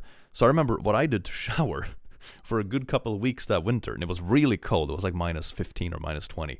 Was that I would boil water on the stove, then I would take some cold water from the sink, and then I would mix it together to get lukewarm water, and then I would sit on the floor in the shower with like a scoop, and I would just scoop it over me like this. Like, this is great. And that's how I showered for like a week. Sadly scooping water over myself from a bucket. That was great. Oh, he's majestic. Oh, he has awoken. Oh. I wonder if he's looking for a bribe again. We'll see. We will see.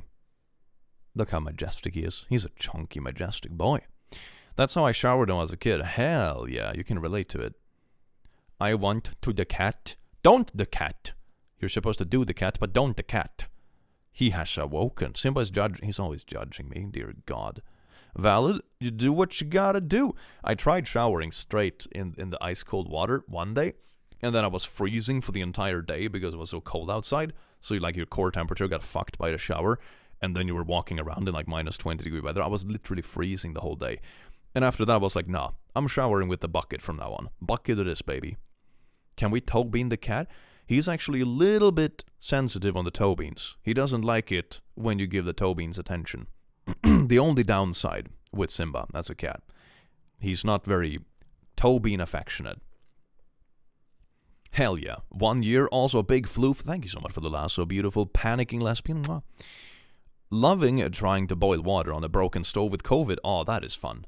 Oh, that is fun. Peak pandemic vibes.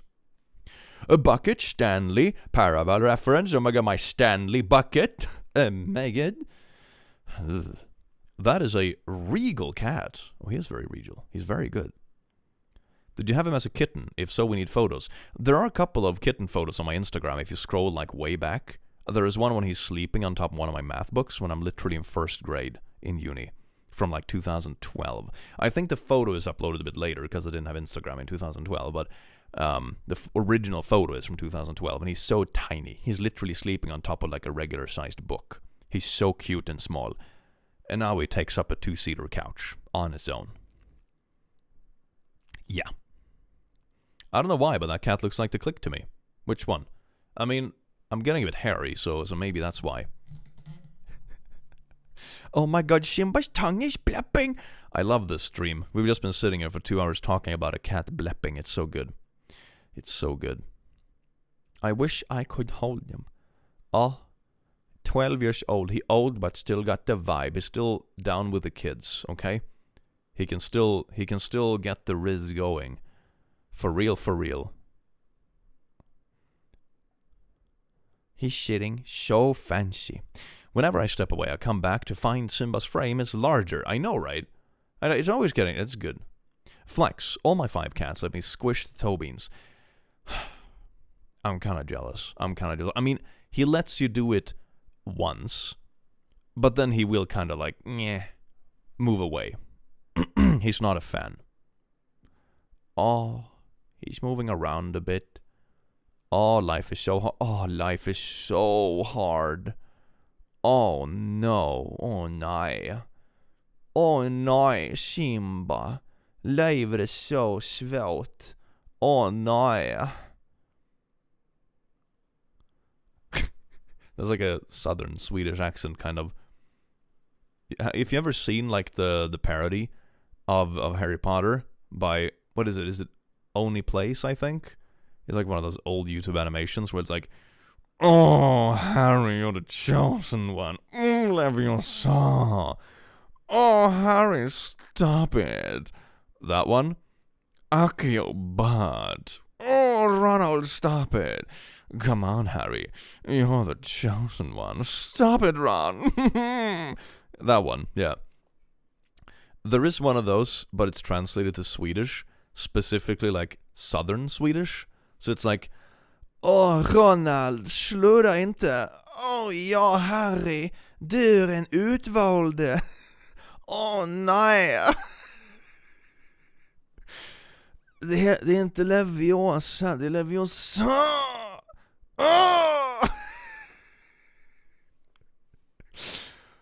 It's so bad. It is so bad. Imagine trying to upload an animation like that to YouTube today. Man, you would get striked into oblivion. Oh my god. I refuse to acknowledge Skåne is a real place. Skåne isn't real, don't worry about it. It was made up by Danish people to sell more bridges across the border, okay? It's fine. Stop it, Ron. Stop it. I love Sagan om the Bannlysta. That is such a classic. Oh my god. It's like a Swedish parody dub of Lord of the Rings that was made in, I don't know, probably like 2003 or something like that. It's so old. It's like it predates YouTube, I think. It's so freaking old. And like it's one of those like, nice, crisp 240p resolution videos. It's so good. Oh, it's so amazing. Ja, här fick lampan. Det var ingenting. Du är för dålig för att kasta sten. Vänta lite nu. Jag fattar. Ja, fan skitsnack. Som du skulle förstå det där, du är helt dum i huvudet. Oj.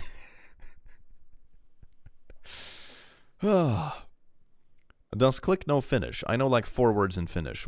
One of which being kalsare kannit. Have you ever eaten surströmming? No. I smelled it. That was enough for me to not do it. I'm painfully aware of what it is.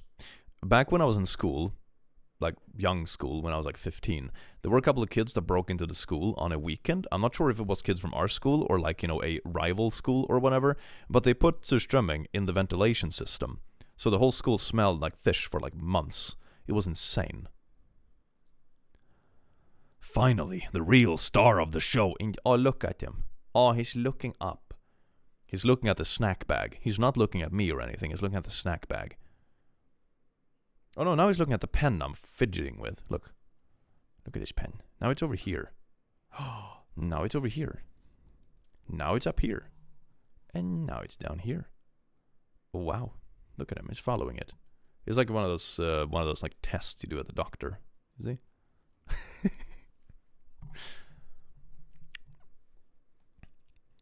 Isn't it Simba's dinner time? I actually fed him before the stream. So he's all munched up and done for the night. That's probably why he's like so nappy and calm. Because he had food right before I started the stream. So he's like all fed up and nappy. Gandalf singing, Vill ha dig mörkret hos mig. Yeah, at the Doors of Moria. It's so good. It's so good. Något modernare kanske. God, it's so good. It's so good. The whole thing is so sarcastic. I love it.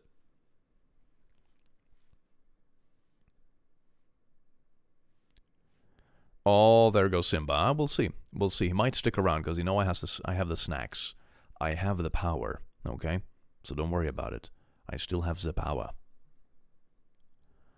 Speaking of maps, I'm gonna need one or else I'm going to pass out from exhaustion. Later, clickers. Oh, naps. I heard that's maps first. I was like, why do you need a map? Like, dyslexia. That's what it was. Senyo, thank you so much for being alive. So you beautiful being this way, Sophie. Mwah. Do you ever make songs for your cat? No. But he doesn't mind me singing that much. Most of the time. Have you ever left Europe? Yeah. I've been to the US a couple of times. I've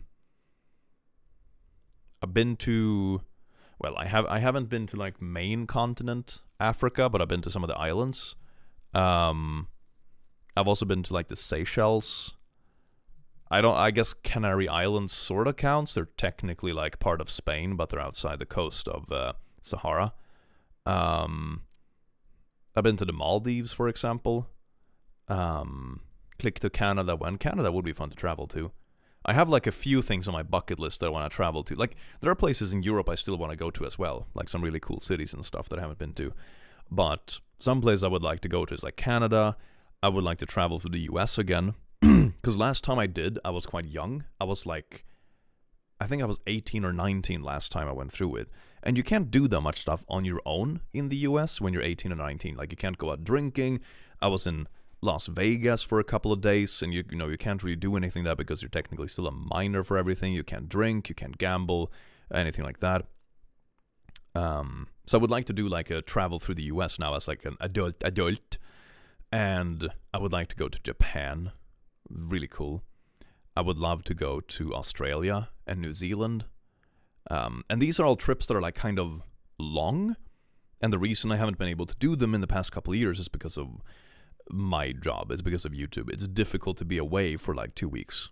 Being away for 1 week works fine, because nowadays I have a really good editor, Sam. He's doing an amazing job. And then I can like pre-record some stuff. I work a bit harder for a few weeks and like stack up a backlog of videos. And then I can like upload the videos while I'm traveling from like a decent network. And then I can kind of make it work for like a week. But it's really hard to pre-record stuff and the videos stay relevant for like a month. Or like 2 or 3 weeks. Really difficult. How many countries have you already visited? I don't know. A few. Florida isn't the greatest, especially during the summer, but it's at least friendly where I am. I've been to Florida. Way back in the day, I traveled out on Key West even. A very cool trip. I remember, like, at one of the bridges between Key West, they shut it down for, like, maintenance one evening every 10 years. And we timed that evening perfectly. So we sat, like, in the middle of the night, jet-lagged, waiting on this damn bridge to open at, like, midnight. And there was like some kind of like a swampy ground nearby, so everything smelled like rotten eggs. Oh my fucking god. But it was very beautiful once we got there. It was very cool. Got to see Hemingway's house. That was pretty badass. Got to see some gators. What about a special travel video? I have recorded some videos while traveling. I recorded one, for example, in the sand dunes in Gran Canaria, which was very fun. I recorded one in the Alps as well, when I was skiing once. So I do bring work with me sometimes when I feel like, oh, this is a cool scenery. I have like a camera and like a mic I can easily bring with me. The quality, of course, isn't as good as when you do it in the studio, but I am looking at getting some better mobile gear. I'm looking at getting some better lav mics and stuff. I would love that. You can kayak out and pet them. Sounds safe. So the idea of calling a present-day group of complex animals and more primitive than another group would actually be evolutionary incorrect. It depends on what you mean by primitive, I suppose.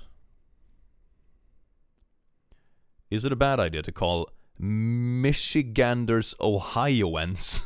Those are some tongue twisters. Click travel channel? Oh, Simba's just falling over. Oh. He's just trying to be comfortable now. Maybe he has too much blood sugar now after the snackies. So he's not settling down. Settle down, boy. Go to sleep, boy. Go to sleep and nap for the content. Yes, indeed. Cat nap content. We need that sweet ad revenue. Anyway. Have you ever been to Norway? Not really. I mean, I have been in Norway, but it's usually just been traveling through. I haven't, like, stayed in Norway for an extended time. I haven't explored it. It's been the kind of thing where, you know, you sleep one night in, like, the outskirts of a random city because you're on a train trip or, you know, you have a layover with a plane or something like that. You know, so it's like, technically, yeah, but not really explored. Ever been to Ireland? Yeah, but also a few years ago. I was in Ireland for, like, was it 2 weeks? Or maybe it was 1 week. I don't remember, but it's quite a while ago. I was, like, 19 or something like that. Back in the day. I love Ireland. It's really fun. I love the pub culture. It's very fun. It matches my vibe. Everyone's drunk and singing. Just how I like it. Simba, I have to keep adjusting the camera because you keep moving around, okay? You realize the effort I put in for your sake to be in my content, alright?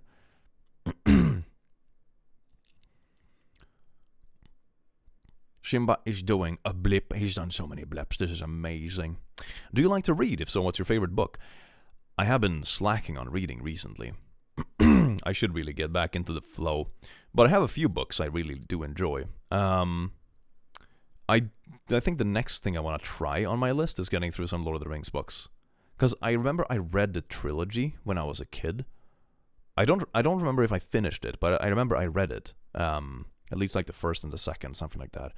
But I remember I wanted to read the Silmarillion and stuff, but it was just too complex, and I couldn't do it when I was a kid. I've read 100 books this year, holy fuck. And that I would like to do. Get into some of the more like deep lore stuff in Lord of the Rings. That would be really fun. Why not make it so the camera covers the whole couch? Because the couch is kind of wide, and the wide shot covers the screen in a very clunky way.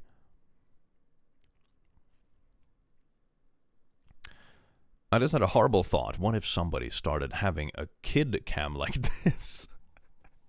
Oh, I have to adjust the camera again, you silly KitKat. Oh, which one? That's the camera. Okay, there we go. Oh, what a good KitKat. Oh, the KitKat. Oh, now you can't see me anymore. Oh, KitKat. There we go. Beautiful KitKat. On the camera. Look at those little ears. Oh, so sleepy. Is the cat listed as a business owner of the Click LLC? Yeah, definitely. That's how you get away from getting sued. Oh no, my cat is the business owner. He's gonna file for bankruptcy. Pfft, who gives a shit? Wonderful cat. Currently reading my 30th book this year. Oh my god, that is nuts. People are really on the book streaks. I used to read more books, but I think it was because when I was working more, I was also traveling more. And I always had a book with me, like on the train, or when I was traveling, or doing a business trips, or like relaxing somewhere. I feel like with the work I have now, ironically, I don't have that much gap time that I naturally read in. I should read more, like before going to bed and stuff, because I know I sleep better. But the other gap time I have, I fill with other stuff. It's like I typically during the day, if I have a long lunch, I go to the gym, or I fix stuff for videos, or I'm working on some company stuff, or maybe I go see a friend. I found that I read way more when I saw more people by default during the day, right? So if I was like traveling to the office or a client, I always read on the way, and then I got through quite a lot of books. But nowadays it's like I work by myself, and then in my free time I want to go out and do things. So I think that's why I kind of fell off a bit of reading. It's less gap time, and the time I have free to myself, I want to do other things outside. But I could also do more reading. Like some of it is just laziness. Tried audiobooks? I really should. How much hair does the good boy produce? If you save it for a year, you could probably make a shirt with it. It's gonna be good. Advice for first year engineering student. I'm dying. Also hi from Finland. Hey, first year you're gonna die. It's fine. It gets easier. First year is the worst because you have so much scheduled. That's the thing. I remember the first year in uni, I literally had 8 to 5 every single day. Of course, one of those hours is lunch, I suppose, but most of that is spent standing in line for a microwave. So, 8 to 5 every single day, and that is not counting travel time or homework and that kind of stuff. So, it was a lot. First year is the worst, but then very quickly your schedule eases up a bit already in the second year, and by like your last few years, you have way less in your schedule, and it's more free time, and you're free to study like the way that works for you. So, do your engineers really hate architects? Not the engineering I was doing, at least. I don't fucking know. Clicky, drink something. I have my little soda, but it's almost empty. I was saving it.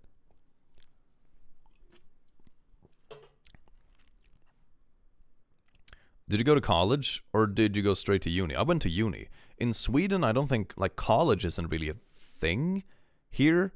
Like, sure, you have college, like, campus housing in some places, sort of.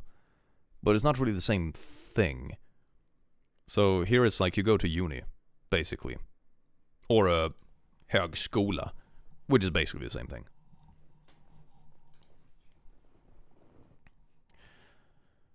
I'm nearing my final year on the uni, and it's stressful. Ooh. I do hope it goes well. I remember by my last year, I felt very done with the academy. It was like very natural rounding off. I was like, yeah, I've done everything. Now it's a good time. It was nice. There's an audiobook of the Silmarillion on YouTube. It's perfect to fall asleep to. Oh, I have to look that up. That sounds great. College and uni are the same thing in the US, lol. Are they as well? Oh, that's good. Well, yeah, I went to uni. Are you telling me uni and college are two different things? My life is a lie. I don't fucking know. I'm American. What is the difference? I don't fucking know. Can you put Simba on full screen? Dear God, chat. Here you go. I hope you're happy now. Is that what you want? Is that... It'll cover chat too. Oh, wait. No, it's... The chat is above it, sadly. Okay, well. Close enough. Look at that. He's such a sleepy boy. What a struggle. College and uni are different in most of Europe. I don't fucking know. I don't know, man. College is high school in the UK, basically. What?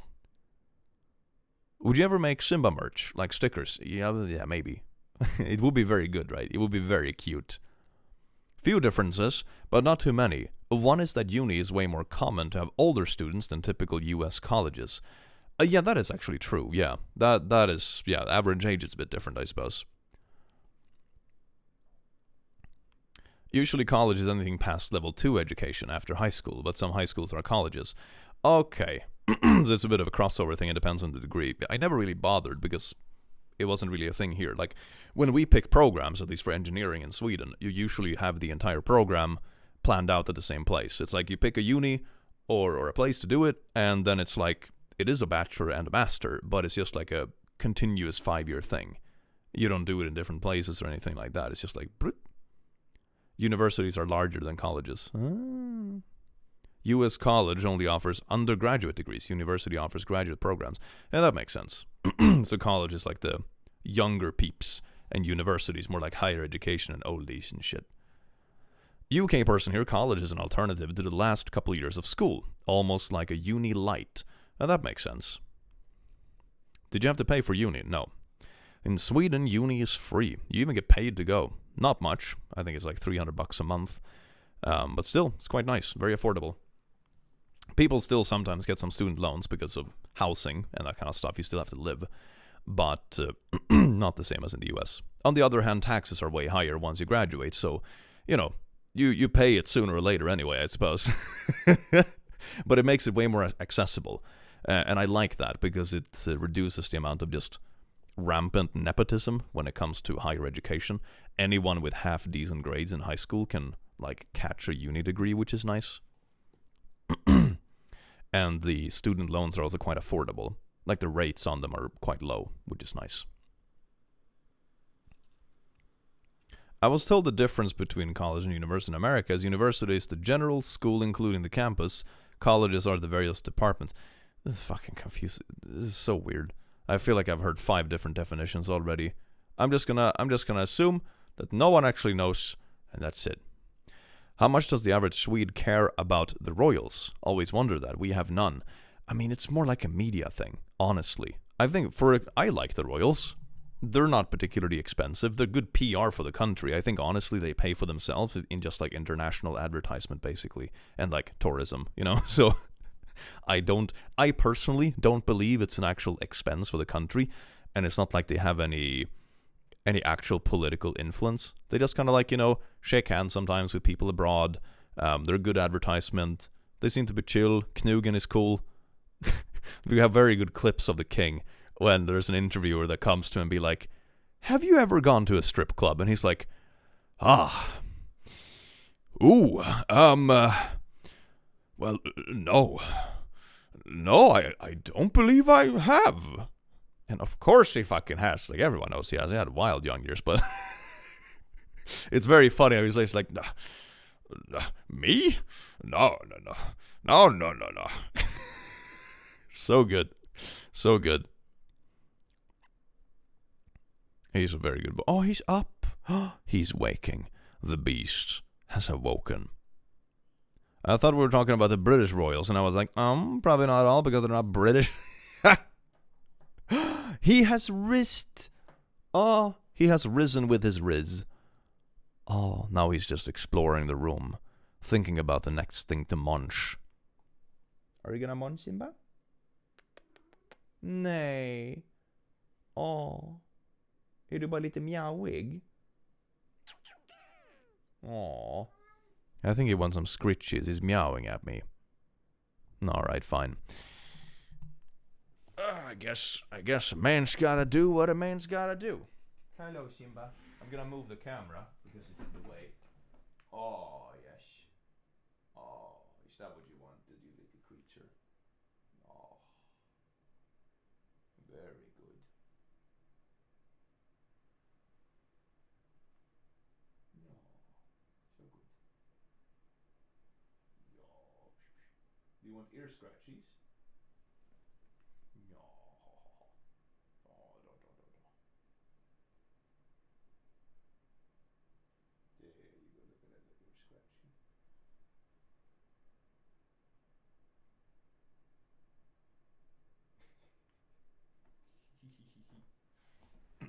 He's such a silly little boy. Silly boy.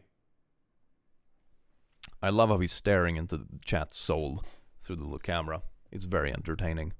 Mic up the cat. So you can just mufs. Oh, he's doing the constant blepping. Isn't that gorgeous? This is what I came here for.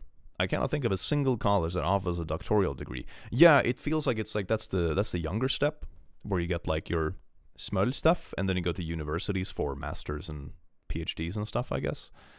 I guess that's the difference, I suppose. It's like youngling versus oldies.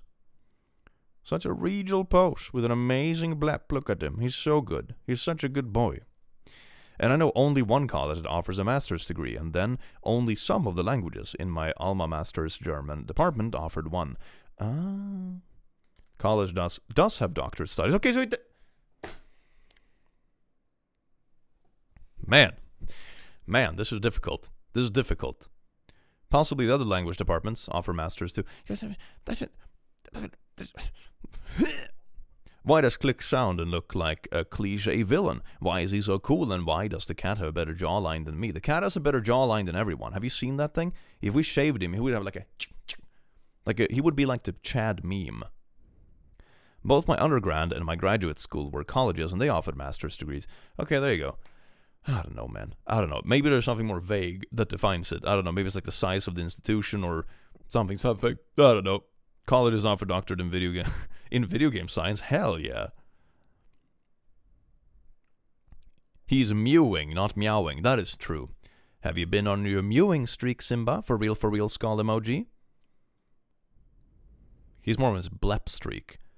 Do you think blepping or mewing gives you a better jawline, chat?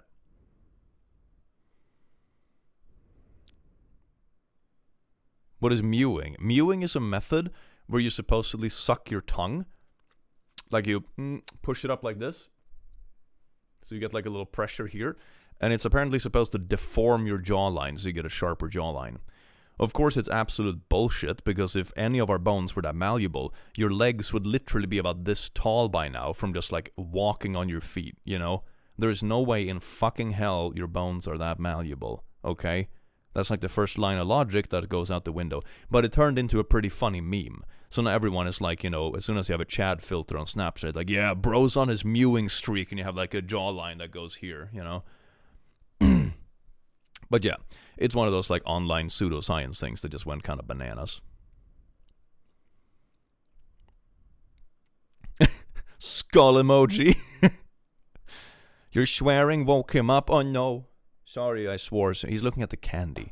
She's a wizard. Thank you so much for gifting 5 memberships. You wonderful, beautiful being. Do you want snackies, Simba? Is that what you want? Do you want bribies? Do you want snackies? Is this what you're looking for? You absolute gremlin. Look at that. He's such a gremlin. Wow. Here you go, little gremlin. There's your snackies. Oh, look at him being a gremlin. He even eats like a gremlin. He's like... Absolutely gorgeous. Sudden interest. Sneaks? Oh my god. That little meow, he's like... Snacks! He went full gremlin mode. He actually looks like a lion, I know, right? He's about as big as a lion as well.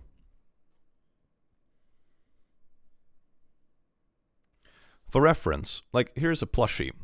A regular emotional support demon, right? Here is how small it is next to him. I'll show you. For size comparison, that's Simba with a demon.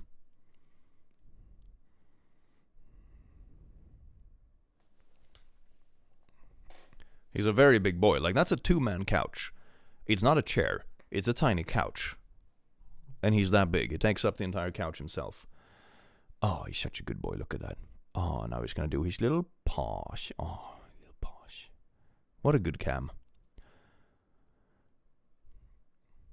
When you said snackies, my cat started looking for his snacks. All the cats are the same. They're programmed the same. Is he a Maine Coon? He is a Maine Coon. That's a grown man, for real, for real. Skull emoji. Why is he so big? Steroids, probably. I don't know. Pause the video. Oh. Now he's staring at my hands, in case I have more snacks. He's like, I wonder if he's hiding something more there. Yes, indeed. He found a vessel. Let me pat the big boy. He is a very big boy. He's very patable. He knows that he is king. I think the difference is that a university needs to do some type of research, not just teaching. Maybe that's it. Yeah. That could be it. That is just like different requirements of the institutions. That would make sense. Although I'm not sure. I think, I wouldn't be surprised at the end of the day it's just something like, something vague. I've seen that they offer video game doctor at Skövde University, which makes it really difficult since the Swedish name for the institute is Högskolan in Skövde. Högskola equals college in Sweden. Okay, but what's the difference then? That is so fucking weird. Anyway, I think there's probably some kind of definition difference like that. I don't know. Something research, something stuff, something. Who gives a shit? Get a degree.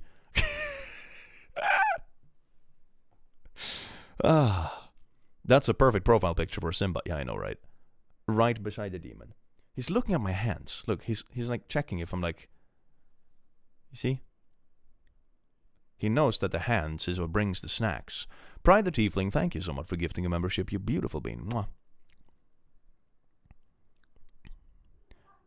Oh! Where are you going now? Do you want pets or snackies or both? Look at this. He's just here now. Staring. Oh, is he leaving? Oh no.